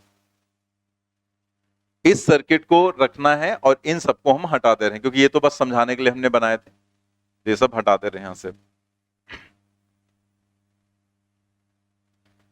अब वो जो फाइनल सर्किट है, उस फाइनल सर्किट को अगर आप यहां पर देखें तो वो वही सर्किट ही तो है जो हमने स्टार्टिंग में बनाया था। कुछ अलग है? वही सेम तो है, बस उसमें क्या था? रेजिस्टेंस हमने ऊपर दिखा दिया था। तो उससे क्या मतलब? तो एक सर्किट में चाहे जहां भी दिखा दो आप, और सेल हमने ऐसे दिखा दिया था, ये था E, ये था R, ये था कैपिटल R, करंट फ्लो कर रही थी I। इसमें क्या डिफरेंस है? बस वैल्यूज का ही तो है। ये तो R इसमें भी है करंट, और जहां E है वहां इसमें NE है, जहां R है वहां NR अपान M है। तो ये इक्विवेलेंट ईएमएफ हो गया और ये इक्विवेलेंट इंटरनल रेजिस्टेंस हो गया। तो बिल्कुल एग्जैक्ट कंडीशन आ गई। अब यहां पर अगर आपको ये समझ में आ गया तो इसमें जितने भी फॉर्मूले निकलेंगे, आपको एक भी फॉर्मूला रटने की जरूरत नहीं है। क्या करेंगे याद करके? कोई मतलब ही नहीं। जैसे अगर कहीं सिचुएशन आ भी गई तो आप तुरंत ऐसे उसको इक्विवेलेंट में कन्वर्ट कर लेंगे, और इक्विवेलेंट में कन्वर्ट करने के बाद अगर आपको यहां करंट लिखनी है तो क्या लिखेंगे? Total EMF upon total resistance. अगर आपसे कहा जाए maximum power transfer, R is equal to N R upon M, मतलब जो इंटरनल है एक्सटर्नल है दोनों को आप क्या कर देंगे? बराबर। अगर आपसे कहा जाए कि लोड में कितनी पावर ट्रांसफर हो रही, आई स्क्वायर आर, आई की वैल्यू ऊपर से निकाल सकते हैं, उसमें अगर हम मैक्सिमम पावर देखना चाहते हैं तो R की वैल्यू आर के बराबर होगी, और उससे हमें कंडीशन मिल जाएगी, उसका यूज करके हम मैक्सिमम पावर निकाल सके। मतलब कर हम सब कुछ सकते हैं, लेकिन एक बार हम लोग करके देख लें, जिससे कि हमें आइडिया हो जाएगा कि हमें कैसे करना क्या है, ठीक है। तो अगर इसका आपने सीख लिया तो सीरीज और पैरेलल आपको करने की जरूरत ही नहीं पड़ेगी, उसमें कुछ अदर पॉइंट है जो हम लोग समझ लेंगे, बाकी हमें कुछ करने की जरूरत नहीं, और ना ही यहां कुछ रटने की जरूरत है, ठीक है। क्योंकि रटोगे तो कंफ्यूज हो सकते हो, फॉर्मूला गलत कर सकते हो आप, लेकिन समझ के जैसे बताया जा रहा है वैसे आप अगर डराइव कर लेंगे तो आपके कभी कंफ्यूजन नहीं होगा, गड़बड़ी नहीं होगी, ठीक है। क्योंकि इसमें दो चीजें आ रही है ना, एन और एम, तो वो दिमाग में याद रखना कि कहां एन होगा कहां एम होगा, वो बहुत ज्यादा कॉम्प्लिकेटेड रहता है। तो अगर कुछ इजीली याद हो गया तो याद कर लेंगे, अदरवाइज तुरंत डराइव करना ज्यादा सही रहेगा, ठीक है। तो हम लोग इसमें फिर वही सारी चीजें लिखते हैं करके देख लेते हैं। जैसे करंट लिखना है तो क्या लिखेंगे? टोटल, साथ में लिखते हुए रहो, total EMF upon resistance.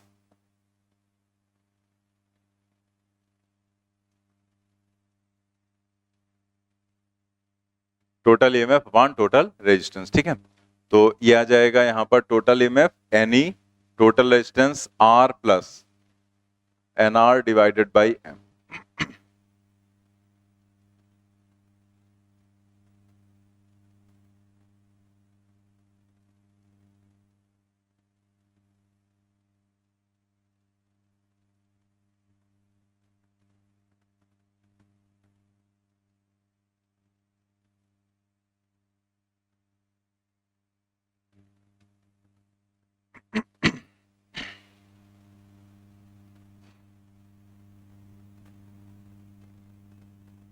I is equal to MNE MR plus NR. This is equation first.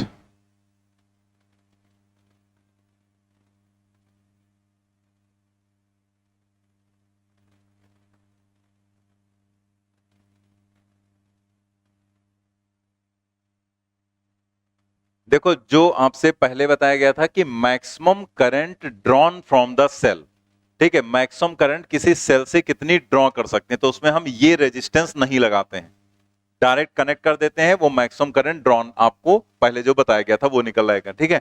लेकिन अगर आपने एक एक्सटर्नल रेजिस्टेंस लगा दिया यहां पर, तब मैक्सिमम करंट की कंडीशन क्या होगी, वही जो मैक्सिमम पावर की होती, क्योंकि भाई अगर आप इसमें पावर देखेंगे मैक्सिमम तो आई स्क्वायर आर से देखेंगे ना, तो आर तो फिक्स है जितना रेजिस्टेंस आपको लगाना है। अगर मैक्सिमम की कंडीशन देखना है तो उस समय करंट भी तो मैक्सिमम होगी, तभी तो मैक्सिमम पावर होगी। इसका मतलब मैक्सिमम पावर ट्रांसफर की कंडीशन में करंट भी यहां पर मैक्सिमम फ्लो कर रही होगी और तभी आई स्क्वायर आर की वैल्यू मैक्सिमम रहेगी। तो करंट मैक्सिमम होने की या मैक्सिमम पावर की कंडीशन सेम, क्या condition, external resistance is equal to internal resistance. तो लिखेंगे current in the circuit will be maximum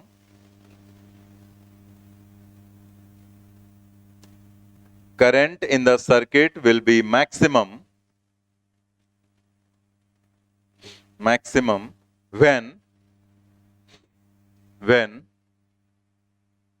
R is equal to NR divided by M, when R is equal to NR divided by M, ठीक है। और यहां से result क्या निकला, it implies that MR is equal to NR, MR is equal to NR।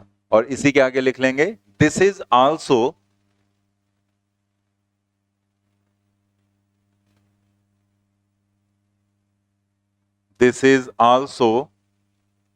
the condition for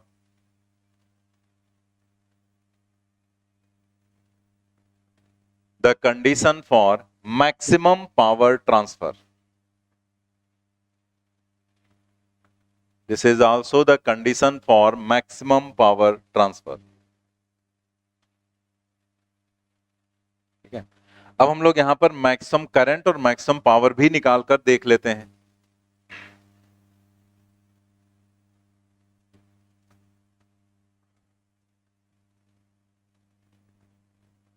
हम लोग यहां पर जैसे कंडीशन क्या देखा कि ये दोनों चीजें जब हमने दोनों को बराबर किया तो MR NR के बराबर आ गया, ठीक है। तो हम वही यहां पर देखने जा रहे हैं कि अगर हम एक किसी एक के टर्म में रखें तो क्या हो जाएगा। तो हम पहले रखेंगे put MR is equal to NR in equation 1, और जब इक्वेशन 1 में कंडीशन रखेंगे तो करंट हो जाएगी मैक्सिमम, तो यहां पर हो जाएगा I max is equal to MNE divided by NR plus NR, दिया जाएगा MNE divided by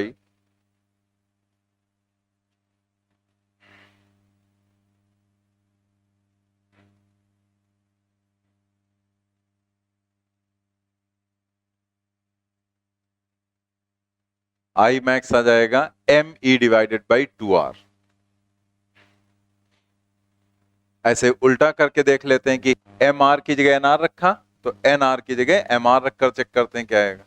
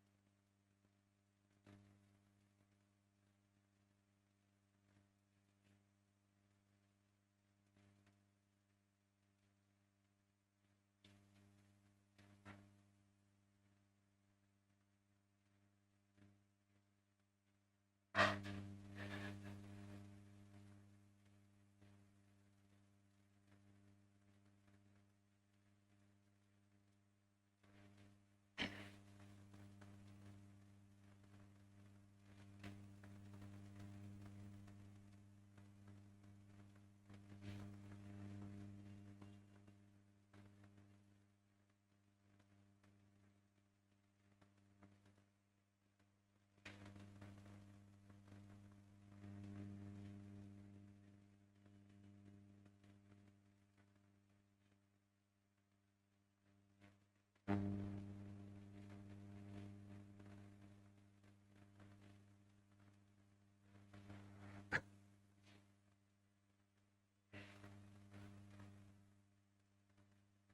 हम लोग देखते हैं यहां पर maximum power transfer to the load. तो इसी में हमने एक बार एमआर की जगह एनआर रखा और एक बार एनआर की जगह एमआर रख दिया। तो ये सब कुछ रटना नहीं है, बस आप समझ रहे हैं, जैसे हमने पहले बता दिया ना कि आप करके हम लोग देख लेते हैं तो बात के लिए हमारे लिए आसान हो जाता है कि हाँ जो चीजें थी वो ऐसे ही हमें बस करनी है। तो आपको सब कुछ वैसे ही कर रहे हैं आप जैसे पहले वाली कंडीशन में किया था। तो हम लोग को मैक्सिमम पावर देखना है, तो मैक्सिमम पावर के लिए हम इसमें से कोई भी एक करंट यूज कर रहे हैं। तो नीचे वाली हम करंट यूज कर ले रहे हैं, I max is equal to NE divided by 2R। ये भी हटा देते हैं यहां से।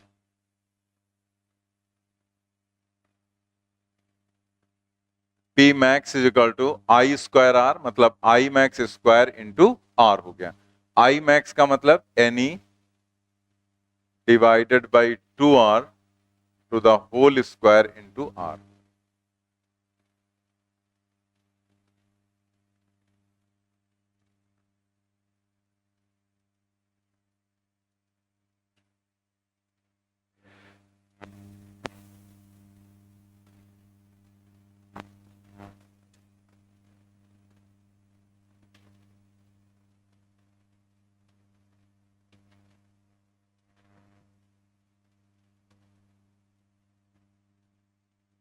पी मैक्स हो जाएगा N E to the whole square divided by 4R।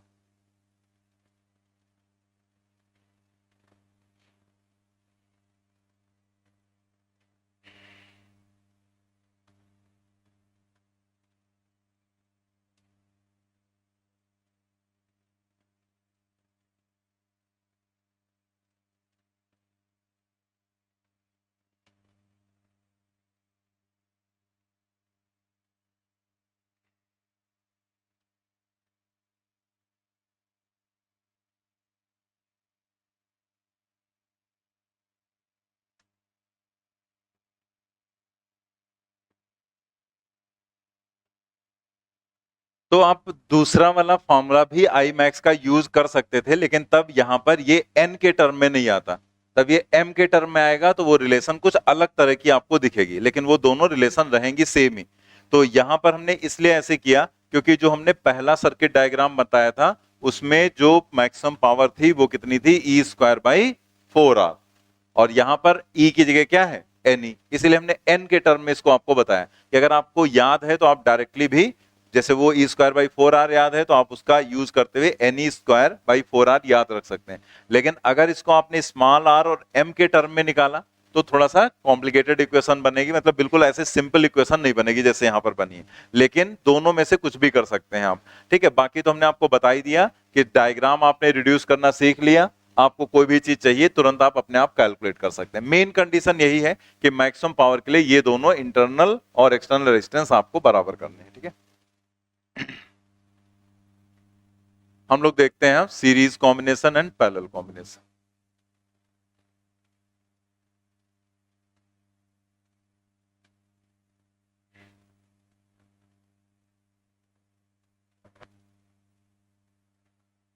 पहला है सीरीज कॉम्बिनेशन।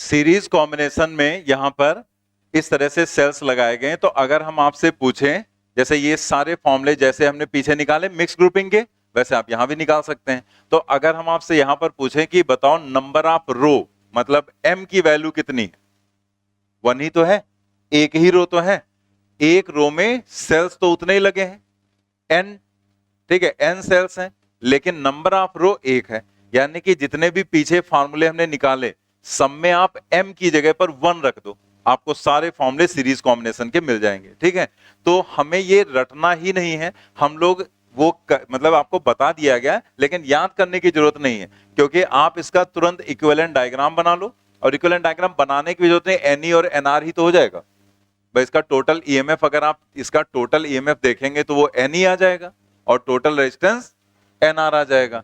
तो आप डायरेक्ट यहां पर लिख सकते हैं कि करंट क्या हो जाएगी, total EMF upon total resistance, total resistance. ठीक है, तो हम आगे लिखेंगे, आप इसी के नीचे लिख लेना, क्योंकि उसमें जगह वैसे ही छोड़ी गई है कि आप इसके नीचे लिखेंगे। ठीक है, और हम यहां लिख दे रहे हैं I इज इक्वल टू क्या हो जाएगा, टोटल ईएमएफ कितना, एनई, और total resistance R plus N R. अब इसमें भी आपको अगर कहा जाए बताओ मैक्सिमम पावर की कंडीशन या मैक्सिमम करंट की condition, R is equal to N R कर देंगे। Maximum power transfer I square R, I की जगह पर क्या रख देंगे, यही N E divided by R plus R, और आर की जगह पर रख देंगे एनआर। मतलब सब कुछ वैसे ही करते चले जाना है जैसे पीछे किया, तो वो सब हम लोग को यहाँ पर दोबारा करना नहीं है, बल्कि इसमें एक और पॉइंट है जहां से क्वेश्चन पूछा जा सकता है, वो हम लोग डिस्कस करेंगे। पहले इतना नोट कर लेंगे आप।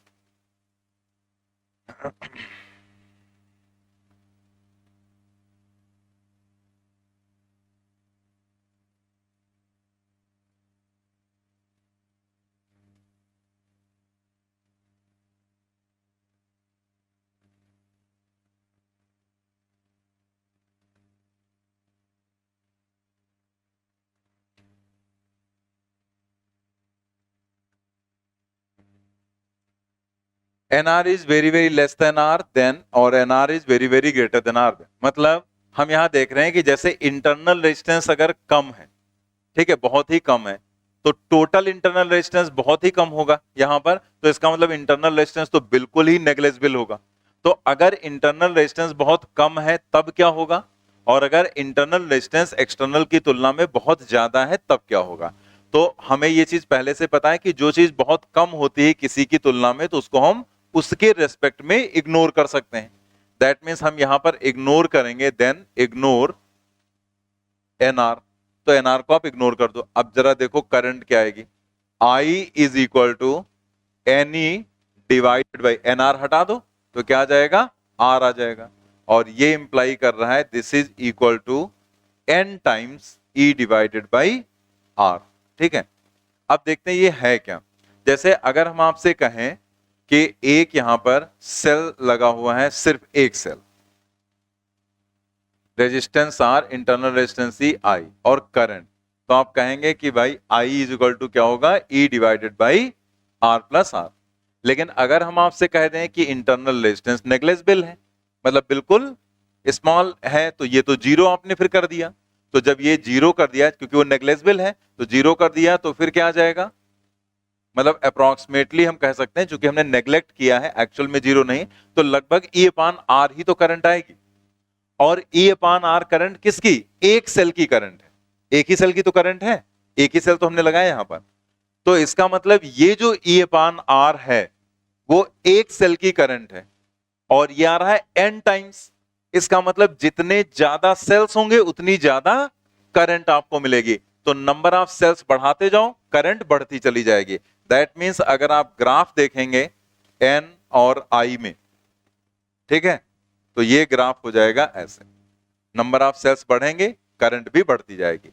लेकिन जरा यहां देखो, यहां क्या होगा, अगर एनआर बहुत बड़ा है आर से, तो आप आर को इग्नोर करेंगे, इग्नोर कर दिया, किसे, इग्नोर आर, और उस कंडीशन में आई इज इक्वल टू हो जाएगा N E divided by N R, N cancel हो गया, ई डिवाइडेड बाई आर हो गया। अब की बार अगर आप यहां पर देखें, तो अगर हम कह दें कि कैपिटल आर को इग्नोर कर देते, जैसे इसमें क्या है यहां पर आर प्लस आर, तो अगर हम कैपिटल आर को इग्नोर कर दें, तो कैपिटल आर अगर हम यहां पर इग्नोर कर देते तो क्या होता, तब ये भी तो एक सेल की तो करंट है, एक सेल की करंट है, और कैपिटल आर हमने इग्नोर कर रखा है, तो एक सेल की करंट ही भाई यार। यहां पर कितने तुमने लगा रखे हैं, एन सेल, लेकिन करंट तो उतनी ही मिल रही जितनी एक सेल दे रहा है, तो क्या ये आपके लिए बेनिफिट वाला है, यहां पर कॉम्बिनेशन बेनिफिशियल है, नहीं है। ठीक है, इसमें आप सोचो ये उतनी ही करंट n सेल मिलकर उतनी करंट दे रहे हैं जितनी कि आपको एक सेल दे रहा है। तो यहां पर अगर ग्राफ देखें तो नंबर ऑफ सेल बढ़ाएंगे बट करंट पर कोई इफेक्ट नहीं पड़ेगा। ठीक है, करंट उतनी ही रहेगी, यहां पर फिक्स करंट रहेगी। तो हमें ये पता चला कि अगर इंटरनल रेजिस्टेंस बहुत कम है तो मैक्सिमम करंट फाइंड आउट करने के लिए आपको सेल्स को जोड़ना चाहिए सीरीज में। अगर ये जो इंटरनल रेजिस्टेंस बहुत ज्यादा है तो अगर आपने सीरीज में जोड़ दिया तो आपको कोई बेनिफिट नहीं होगा। नीचे ये चीज लिखी हुई भी है, thus when internal resistance is negligible in comparison to the external resistance then the cells are connected in series to get maximum current। ठीक है, नोट कर लेंगे इसे।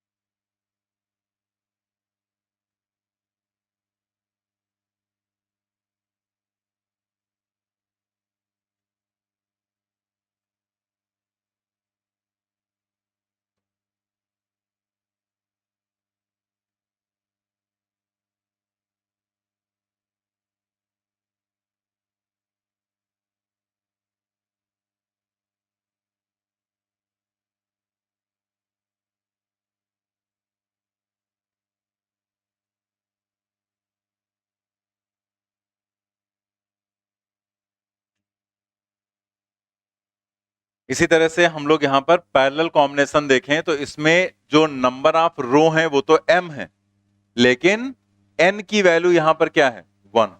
इसका मतलब अगर आप जो मिक्स्ड ग्रुपिंग आपको कराया गया उसमें n की जगह पर अगर आप 1 रख दो तो आपको सारे फार्मूले पैरेलल कॉम्बिनेशन के मिल जाएंगे। ये क्या है, पैरेलल कॉम्बिनेशन। लेकिन हमने जैसे कि आपको बताया कि हमने आपसे यही कह दिया कि रटना ही नहीं है। ठीक है, तो निकालने को तो निकाल सकते हैं।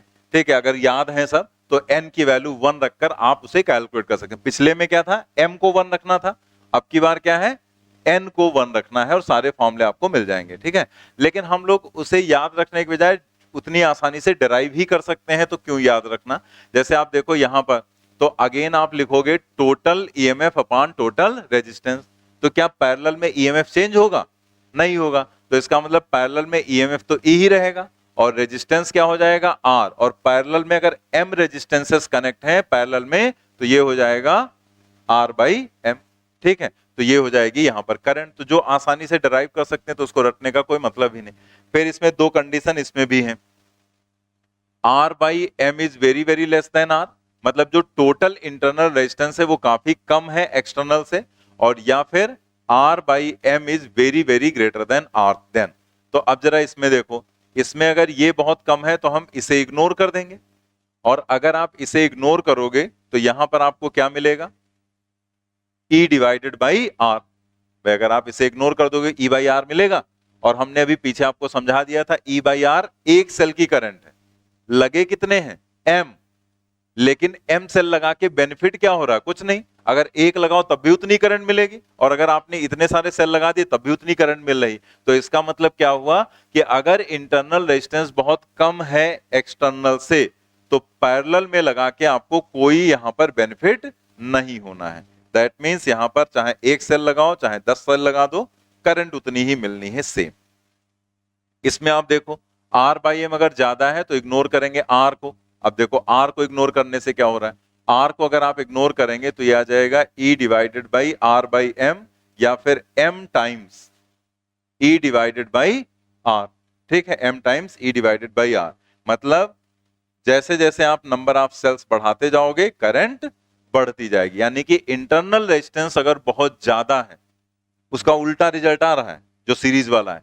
इंटरनल रेजिस्टेंस अगर बहुत ज्यादा है तो पैरेलल में जोड़ने से बेनिफिट है, और इंटरनल रेजिस्टेंस अगर कम होगा तो सीरीज में जोड़ने से बेनिफिट होगा। ये बहुत इंपॉर्टेंट पॉइंट है, इससे थ्योरेटिकल क्वेश्चन ये बनाया जा सकता है जो हम आपको बता रहे हैं, जो लिखकर दिया गया है यहां पर। ठीक है, नोट कर लेंगे इसे। Thus, when external resistance is negligible in comparison to the internal resistance, then the cells are connected in parallel to get maximum current.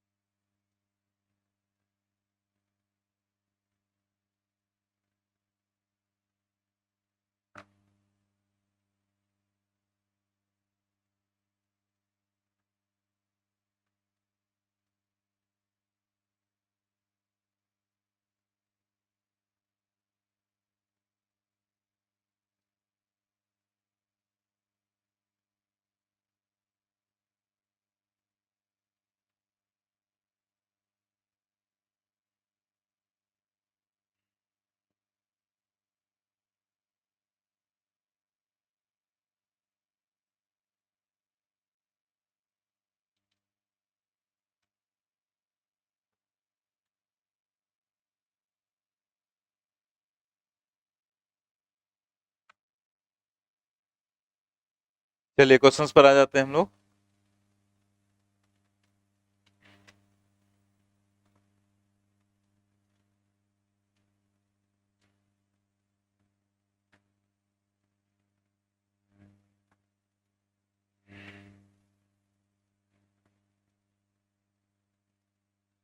The storage battery of a car has an EMF of 12 volt.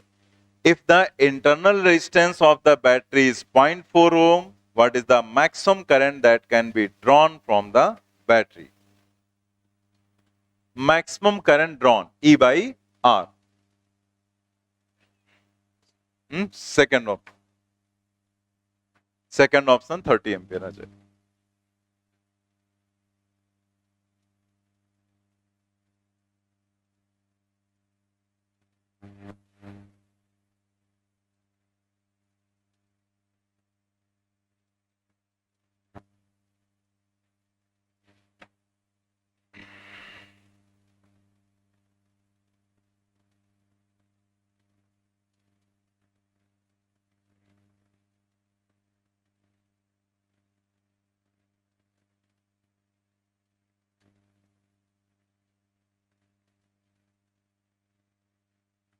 ठीक है, I is equal to E divided by R, that is 30 ampere, second option.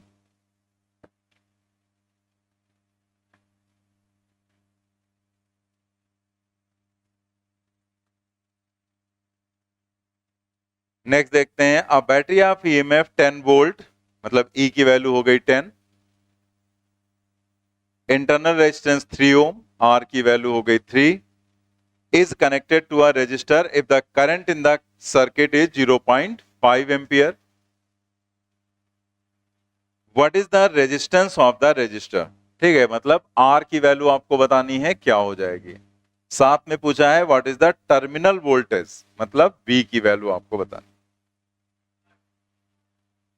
Third option आ जाएगा यहां पर।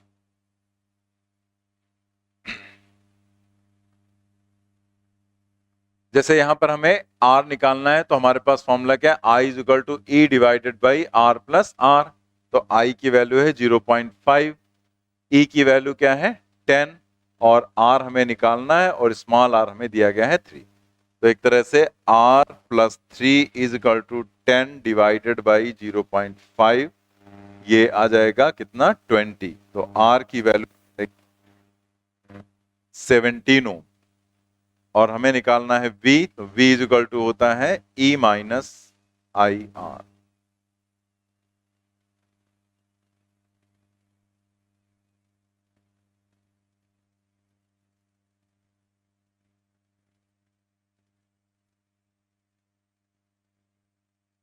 8.5 volt.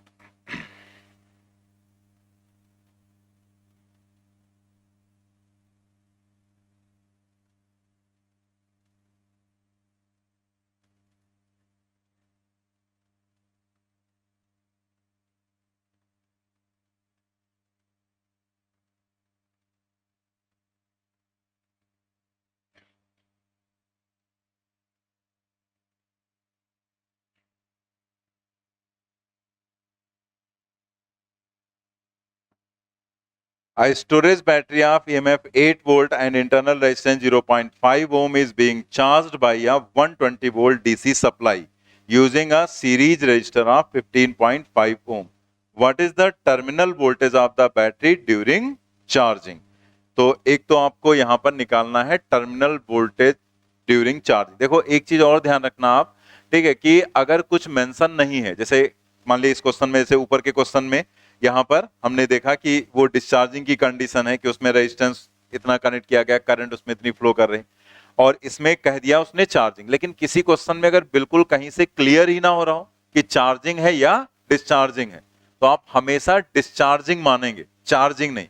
चाहे तो आप ऊपर, जैसे क्वेश्चन जहां पर ये है ऊपर थोड़ी सी जगह नहीं रहती है, ऊपर लिख लो, कहीं भी लिख लो अपना, जहां याद रहे आपको, कहीं ऊपर, जैसे जो असाइनमेंट में एकदम ऊपर ऐसे नहीं, साइड में जगह पड़ी रहती है,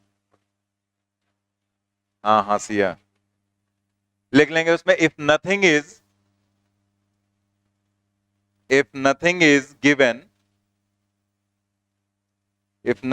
given then take discharging of cell,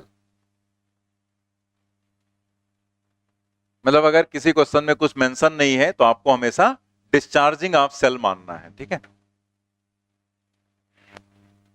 तो इसमें जैसे आपको कह दिया गया चार्जिंग, तो आप चार्जिंग मानेंगे, डिस्चार्जिंग कह दिया तो डिस्चार्जिंग मानेंगे, और कुछ मेंशन नहीं है तो डिस्चार्जिंग मानेंगे आप, ठीक है। वही यहां पर लिखा दिया गया। चलिए ये तो चार्जिंग का केस है। ई की वैल्यू क्या है? 8, इंटरनल रेजिस्टेंस 0.5 ओम,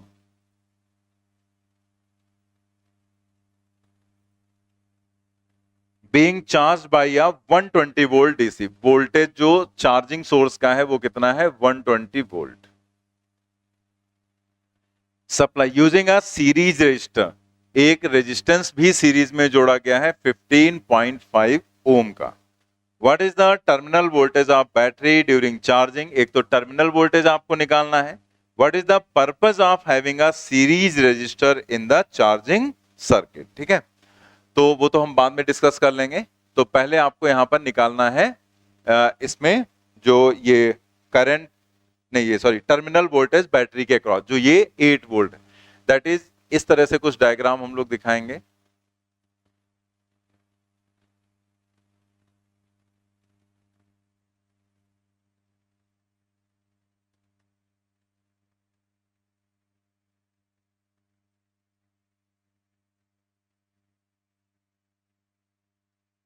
आपको ये V डैश बताना है क्या हो जाएगा।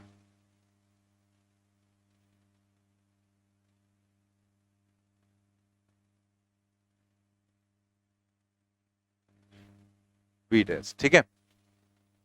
तो हम लोग यहां पर, जैसे ये जब क्वेश्चन है, ये जब हम लोग किरचॉफ्स लॉ पढ़ लेंगे तो किरचॉफ्स लॉ का यूज करके भी इस क्वेश्चन को आप कर लेंगे, ठीक है। लेकिन अभी तो किरचॉफ्स लॉ हमने पढ़ा नहीं है, तो फिर अभी हम डायरेक्ट इस क्वेश्चन को सॉल्व करने की कोशिश करेंगे कि कैसे हम लोग इस क्वेश्चन को कर सकते हैं यहां पर बाय यूजिंग इक्वेशंस, जो इक्वेशन हमने चार्जिंग की पढ़ी। जैसे अभी आप ये भूल जाओ कि ये दोनों रेजिस्टेंस अलग अलग है, और आप ये बैटरी का ये V डैश जो आपको निकालना है ये भी आप भूल जाओ, यही निकालना, बट ये भूल जाओ। अभी आप ऐसे सोचो कि ये एक सेल है और ये दोनों रेजिस्टेंस आपस में जुड़े हुए हैं ना सीरीज में, तो ये एक रेजिस्टेंस हो गया और इसमें करंट यहां पर मान लिया I फ्लो कर रही, ठीक है। तो हम लोग अगर ये V लिखें तो V लिखते हैं E माइनस आई आर, लेकिन जहां R है उसकी जगह दोनों ऐड कर दो, सीरीज में है ना, तो दोनों ऐड कर दिया यहां पर।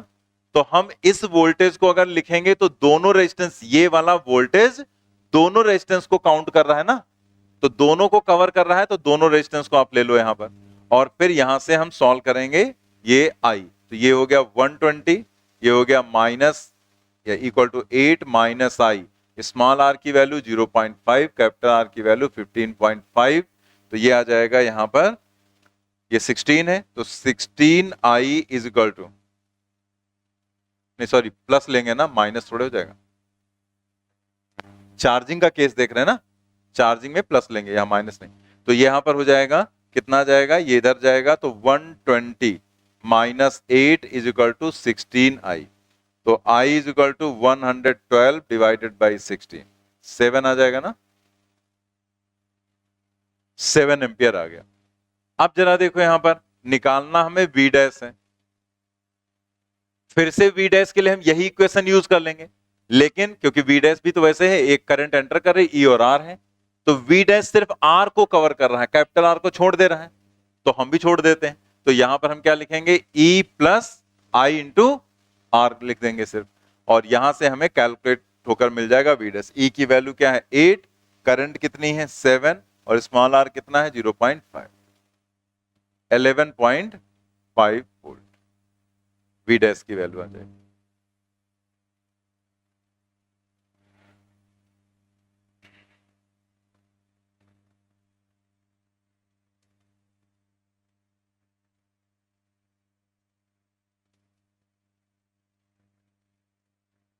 इसमें एक क्वेश्चन और पूछा गया था कि जो सीरीज में रेजिस्टेंस जोड़ा जा रहा है उसका क्या पर्पज है, पहले ये नोट कर लो फिर से लिखवा देते हैं आपको।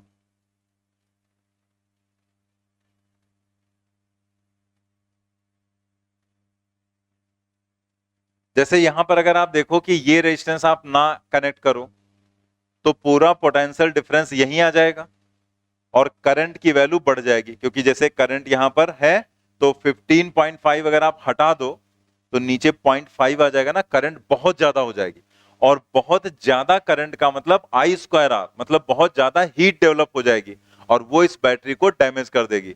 तो हमें करंट को लिमिट करना है, मतलब सीमित करना है, करंट को कम करना है, तो करंट को सीमित करने के लिए, कम करने के लिए इसका यूज किया जाता है इस रेजिस्टेंस का, तो वही लिख लेंगे नीचे point. Series resistance is used, series resistance is used to limit the current, to limit the current।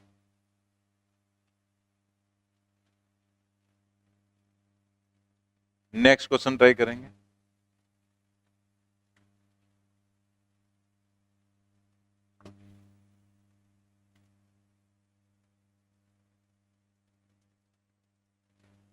A student measures the terminal potential difference V of a cell of EMF P and internal resistance R as a function of the current I flowing through it. The slope and intercept of the graph between V and I then respectively equal. हाँ? तो इसमें सबसे पहले आपने पूरा question पढ़ा, कहीं से क्लियर नहीं हो रहा है कि चार्जिंग है या डिस्चार्जिंग है, कुछ मेंशन नहीं है, बस करंट फ्लोइंग लिख दिया गया। तो करंट तो चार्जिंग में भी फ्लो करती है और डिस्चार्जिंग में भी, तो अगर कुछ मेंशन नहीं है तो क्या मानेंगे, डिस्चार्जिंग। इसका मतलब आप यहां पर यूज करेंगे V is equal to E minus I R, symbol जैसे बनाए गए वैसे मैंने बना दिया यहाँ पर, E और आई आर, कैपिटल आई लिया गया।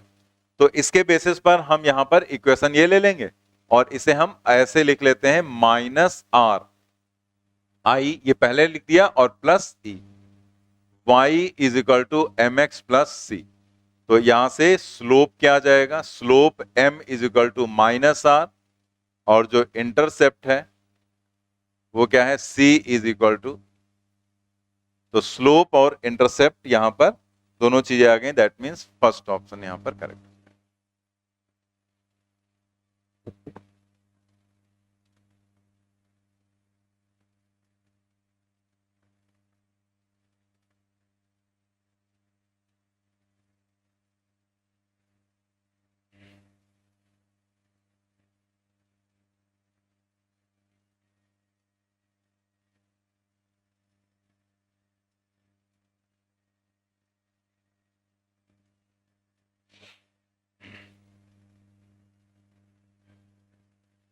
For a cell, the graph between the potential difference V across the terminals of the cell and the current I drawn from the cell is shown in figure.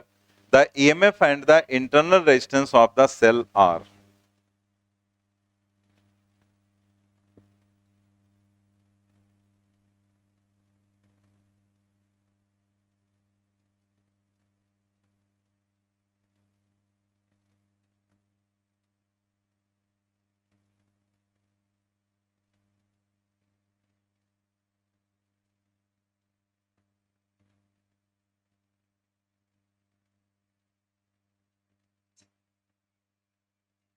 हाँ, third option यहां पर आ जाएगा।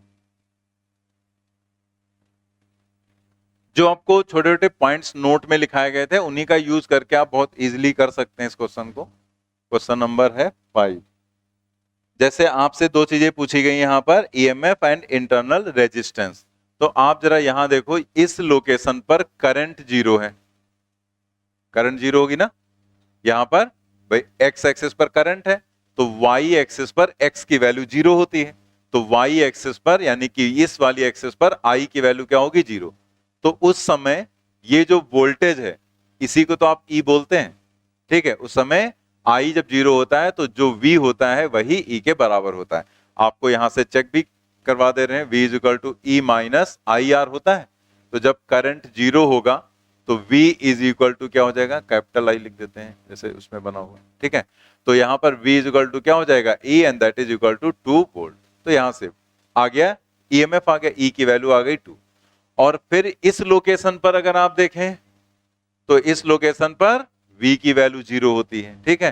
तो जब V की value zero होती है तब उस समय हमें पता है, एक तो ये पॉइंट हो गया, दूसरा आपको याद है तब तो बहुत ही अच्छा है, तुरंत आप यूज कर लेंगे। V अगर जीरो है तो I equal to E by R. लेकिन अगर नहीं याद है तो हम यहां से इस तरह से आपको बता दे रहे हैं फिर से एक बार, वैसे याद रखो तो बेटर रहता है। तो यहाँ V जीरो रखेंगे तो E माइनस आई आर, तो यहां से R की वैल्यू आ जाएगी E divided by I. E हो गया 2 और I करंट, इस लोकेशन पर करंट क्या है, 5 एम्पियर, यहां पर रख देते हैं 5। कितना आ जाएगा, 0.4 ओम। तो 0.4 ओम एंड 2 वोल्ट। 2 वोल्ट पहले लिखेंगे ईएमएफ और फिर 0.4, दैट मींस थर्ड ऑप्शन यहां पर होगा करेक्ट, ठीक है।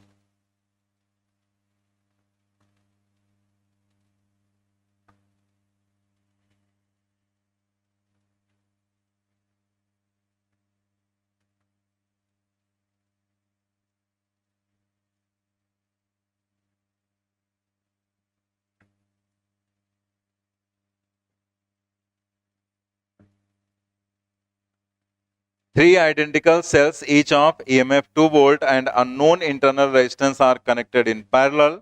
This combination is connected to a 5 ohm resistor.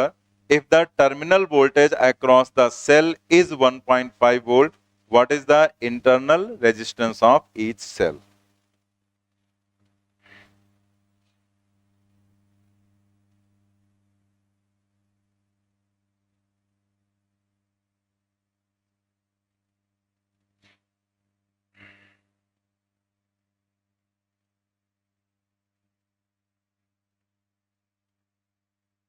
तीन सेल कहा गया है, इस तरह से कनेक्ट किए गए हैं और एक यहां पर एक्सटर्नल रेजिस्टेंस।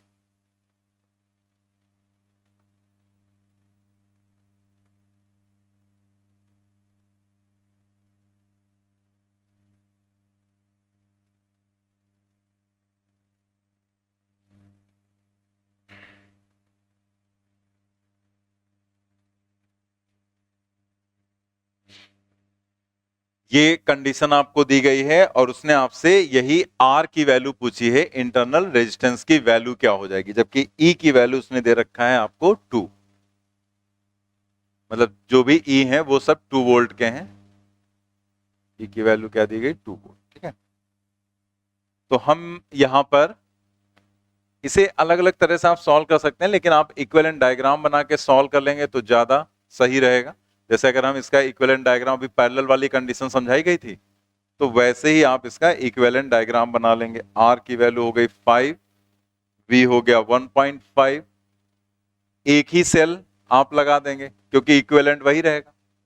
चाहे आप 3 सेल पैरेलल में लगा दो और चाहे वो एक लगा दो तो रहेगा, नेट ईएमएफ वही रहेगा 2 वोल्ट के बराबर।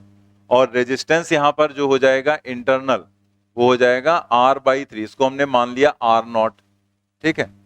R/3 को हमने सिंगल रेजिस्टेंस R0 ले लिया। तो R0 और कैपिटल R में रिलेशन हमें पता है, R0 is equal to capital R E upon V minus 1। भाई वैसे यहां पर R लिखा था हमने, लेकिन यहां पर उसको हमने माना है R0, तो R0 is equal to R E upon V minus 1। R0 की वैल्यू R/3, कैपिटल R जो है वो कितना है 5, E की वैल्यू 2 और V की value 1.5 minus 1। 15 into 0.5 divided by 1.5 कितना आ जाएगा? 5।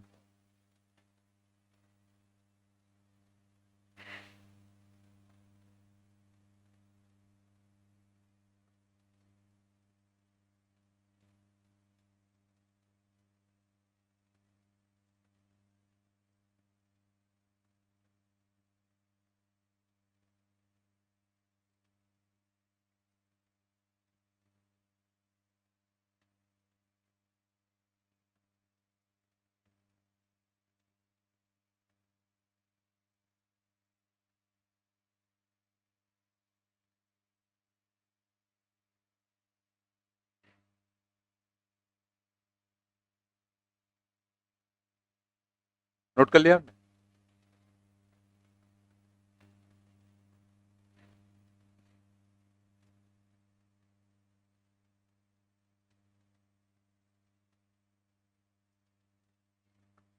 एक क्वेश्चन और करना है, 7 number. 12 cells each having same EMF are connected in series and are kept in a box. Some cells are wrongly connected. This battery is connected in series with an ammeter and two identical cells. Identical मतलब जो box के अंदर sales रखे गए वही sales बाहर भी रखे गए हैं। तो the current is 3 ampere when cells and battery are support each other and 2 ampere when they oppose each other. How many cells in battery are wrongly connected? तो गलत तरीके से कनेक्ट करने का मतलब क्या है, एक तो हमें ये पॉइंट समझना है, और सपोर्ट और अपोज का मतलब क्या है वो समझना है। तो जैसे आप यहां पर पहले ऐसे समझ लो कि जैसे मान लिया हमने एक सेल कनेक्ट किया, इंटरनल रेजिस्टेंस भी होगा उसको छोड़ देते हैं, ठीक है। फिर दूसरा कनेक्ट किया, फिर तीसरा कनेक्ट किया, फिर चौथा कनेक्ट किया, फिर पांचवा कनेक्ट किया, फिर ऐसे कनेक्ट कर दिया हमने ऐसे, ठीक है। तो जैसे अगर आप यहां पर देखें तो एक सीक्वेंस है, एक सीक्वेंस क्या है, plus minus plus minus plus minus plus minus, लेकिन यहां क्या हो गया, माइनस प्लस, फिर आगे प्लस माइनस प्लस माइनस, मतलब ये सबसे डिफर दिख रहा है आपको, ठीक है। तो आप क्या कहेंगे, ये गलत तरीके से कनेक्ट किया गया है, क्योंकि सब एक ही जैसे कनेक्ट किए गए, ये बीच में एक उल्टा कनेक्ट हो गया, तो इसी को क्या कहेंगे, रॉन्गली कनेक्टेड। तो कुछ सेल्स उसमें गलत तरीके से ऐसे कनेक्ट कर दिए गए। दूसरी बात, सपोर्टिंग अपोजिंग का मतलब क्या है, सपोर्टिंग का मतलब जैसे अगर हम एक सेल ऐसे लगा दें और दूसरा सेल ऐसे लगा दें, ठीक है, तो ये दोनों एक दूसरे का अपोज करेंगे। कैसे अपोज करेंगे, जैसे अगर ये 10 वोल्ट का है और ये मान लिया 5 वोल्ट का है, तो ये अपनी करंट ऐसे फ्लो कराना चाहेगा और ये अपनी करंट इधर की तरफ फ्लो कराना, क्योंकि ये अपने पॉजिटिव टर्मिनल से फ्लो कराएगा, ये अपने पॉजिटिव टर्मिनल से फ्लो कराएगा। तो एक तरह से यहां पर क्या है, ये दोनों एक दूसरे का अपोज कर रहे हैं, ये अपनी करंट इधर भेज रहा है और ये करंट अपनी इधर भेजना चाह रहा है, लेकिन होगा क्या, ये बड़े ईएमएफ का है तो ये डोमिनेट कर जाएगा, तो इसका जो नेट ईएमएफ हो जाएगा वो 10-5, मतलब ये और ये दोनों अपोजिट हैं। तो अपोजिट कैसे देखा जाएगा, अपोजिट करंट से देखा जाएगा कि दोनों एक दूसरे के अपोजिट करंट फ्लो कराने की कोशिश कर रहे हैं, इसलिए इसको हम अपोजिंग नेचर कहेंगे। लेकिन यहीं पर अगर मान लिया एक सेल ऐसे लगा होता और दूसरा सेल यहां पर इस तरह से लगा होता ऐसे, ठीक है, या इधर मान लिया इधर प्लस कर दिया, ये माइनस कर दिया, तो ये यहां पर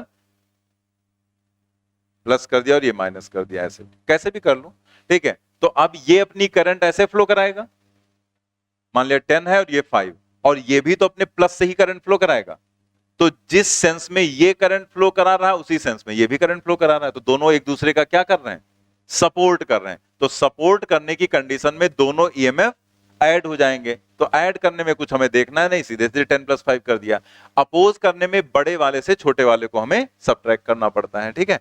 तो रॉन्गली कनेक्टेड का मतलब जैसा सीक्वेंस था उसके अपोजिट चले गए हम, और सपोर्टिंग का मतलब दोनों बैटरी की सपोर्टिंग का मतलब दोनों बैटरी की करंट एक डायरेक्शन में, और अपोजिंग का मतलब दोनों बैटरी की करंट अपोजिट डायरेक्शन में, ठीक है। तो अपोजिंग कंडीशन में ईएमएफ सब्ट्रैक्ट हो जाएंगे और सपोर्टिंग कंडीशन में ईएमएफ ऐड हो जाएंगे। इसमें जो पहला पार्ट है वो भी आपसे पूछा जा सकता है कि जैसे सिर्फ ये पूछा गया कि इतने सेल्स हैं और इतने गलत कनेक्ट कर दिए गए, तो बताओ नेट ईएमएफ क्या हो जाएगा वहां पर, ठीक है। तो एक लाइन लिखेंगे पहले, let n cells are wrongly connected in battery. Let n cells, small n cells are wrongly connected in battery. Battery में n cells wrongly कनेक्ट कर दिए गए हैं, ठीक है।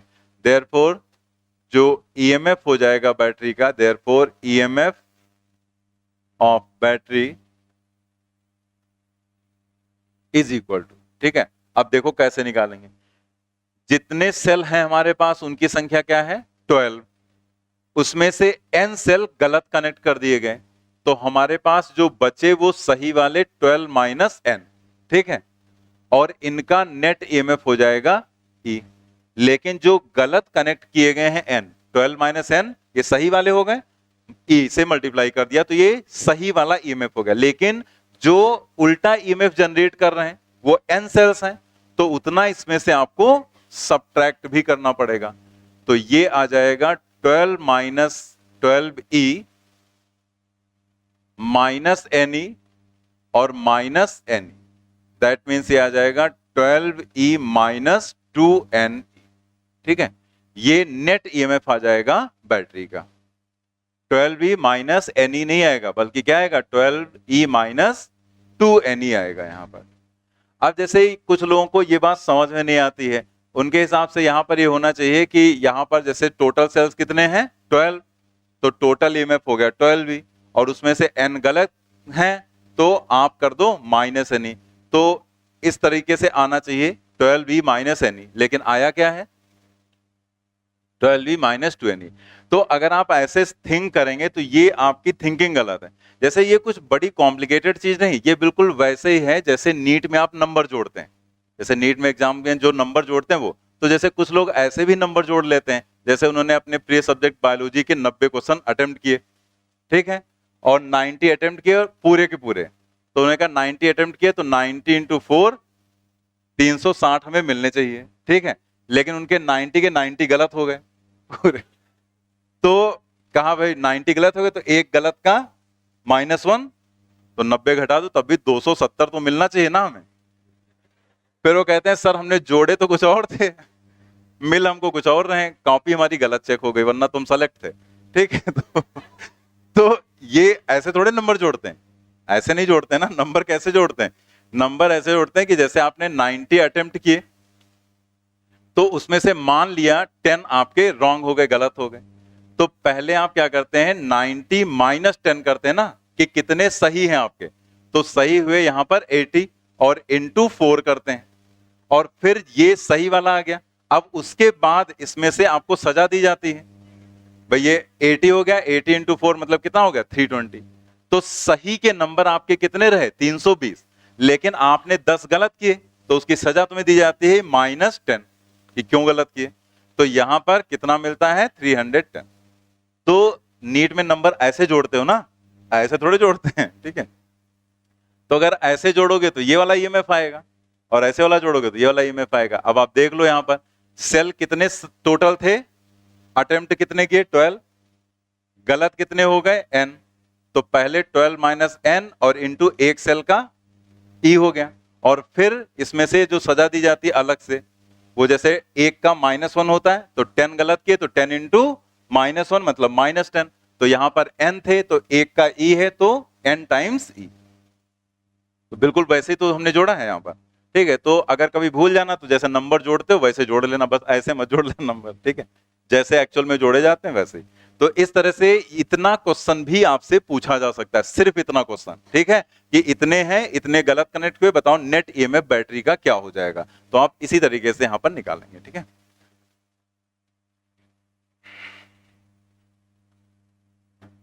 अब हम लोग देखते हैं यहां पर कि जो क्वेश्चन में उसने कहा है कि ये जो बैटरी है इसको यहां पर कनेक्ट किया गया दो आइडेंटिकल सेल लेकर, और दोनों सेल यहां सपोर्ट करें, तो इसे हम इधर मान ले रहे हैं प्लस, इधर माइनस, तो इसका जो ईएमएफ है वो कितना है 12E माइनस 2NE, ठीक है, ये ईएमएफ हो गया। और रेजिस्टेंस तो 12R होगा। रेजिस्टेंस में तो ऐसा होता नहीं कि उल्टा कनेक्ट कर दिया तो माइनस हो जाएगा, रेजिस्टेंस चाहे जैसे कनेक्ट करो वो ऐड ही होना है, तो वो 12R हो जाएगा। अब इधर हमने प्लस माना, इधर माइनस, तो यहां पर एक अमीटर हमने लगा दिया। अब सपोर्टिंग बैटरी लेनी है, तो ये हो गई supporting, E R, E and R, ठीक है। और यहां पर करंट का फ्लो होगा इस अमीटर से, आप देख सकते हैं यहां पर कि उसने कितना दिया है 3 एम्पियर। तो करंट आई जो है वो 3 एम्पियर की करंट यहां पर फ्लो करेगी, ठीक है, यही लिख देते हैं 3 एम्पियर पहली कंडीशन। तो सपोर्टिंग कंडीशन तो आपको समझा ही दी गई, ये भी अपनी करंट ऐसे ही फ्लो कराएगा और ये भी अपनी करंट ऐसे फ्लो कराएगा, तो दोनों बैटरी और ये जो बाहर के सेल्स हैं ये दोनों एक दूसरे का सपोर्ट कर रहे हैं। तो इस कंडीशन में जब हम लोग लिखेंगे, मतलब जो केस 1 है सपोर्टिंग का, तो सपोर्टिंग कंडीशन में जो टोटल करंट हो जाएगी आई, वो क्या हो जाएगा टोटल ईएमएफ। तो total EMF 12E minus 2NE, ये हो गया। और प्लस ये दोनों भी सपोर्ट कर रहे हैं, तो सपोर्ट में ईएमएफ ऐड हो जाएगा, तो क्या हो जाएगा plus 2E। Total EMF upon total resistance, resistance तो सीधे सीधे ऐड होना है 12R प्लस 2R। तो ये जो आई है वो कितना है 3 एम्पियर, और ये कितना हो जाएगा सॉल्व होने पर 14E minus 2NE divided by 14R। एक इक्वेशन ये हो गई, ठीक है। और ऐसे ही बिल्कुल हम अपोजिंग कंडीशन वाला देख लेंगे, ठीक है, केस 2।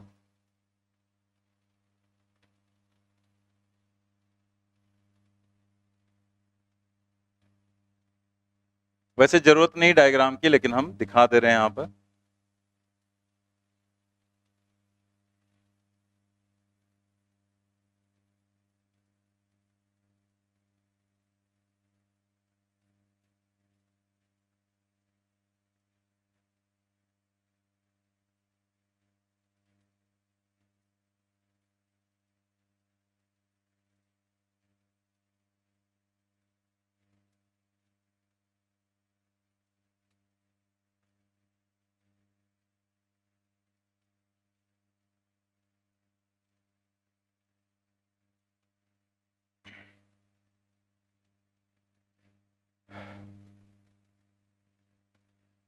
अपोजिंग कंडीशन में आप देख सकते हैं ये अपनी करंट इधर फ्लो कराएंगे, बैटरी इधर करंट फ्लो कराएगी, तो करंट यहां पर 2 एम्पियर मतलब कम हो जाएगी करंट, क्योंकि दो बैटरी आपका अपोज कर रही हैं, तो 2 ampere.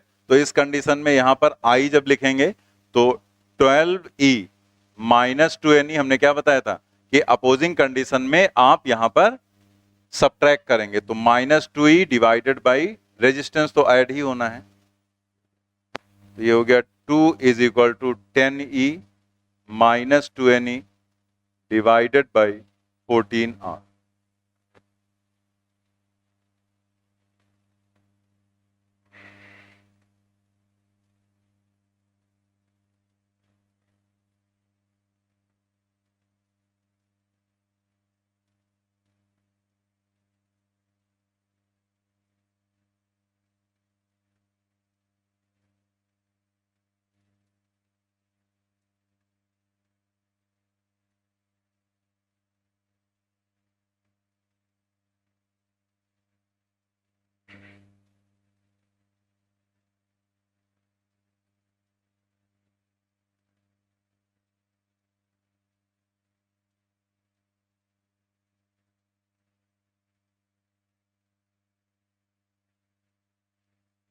n is equal to 1 आ जाएगा, मतलब एक सेल उसमें 12 में से एक सेल गलत तरीके से कनेक्ट किया गया था, ठीक है।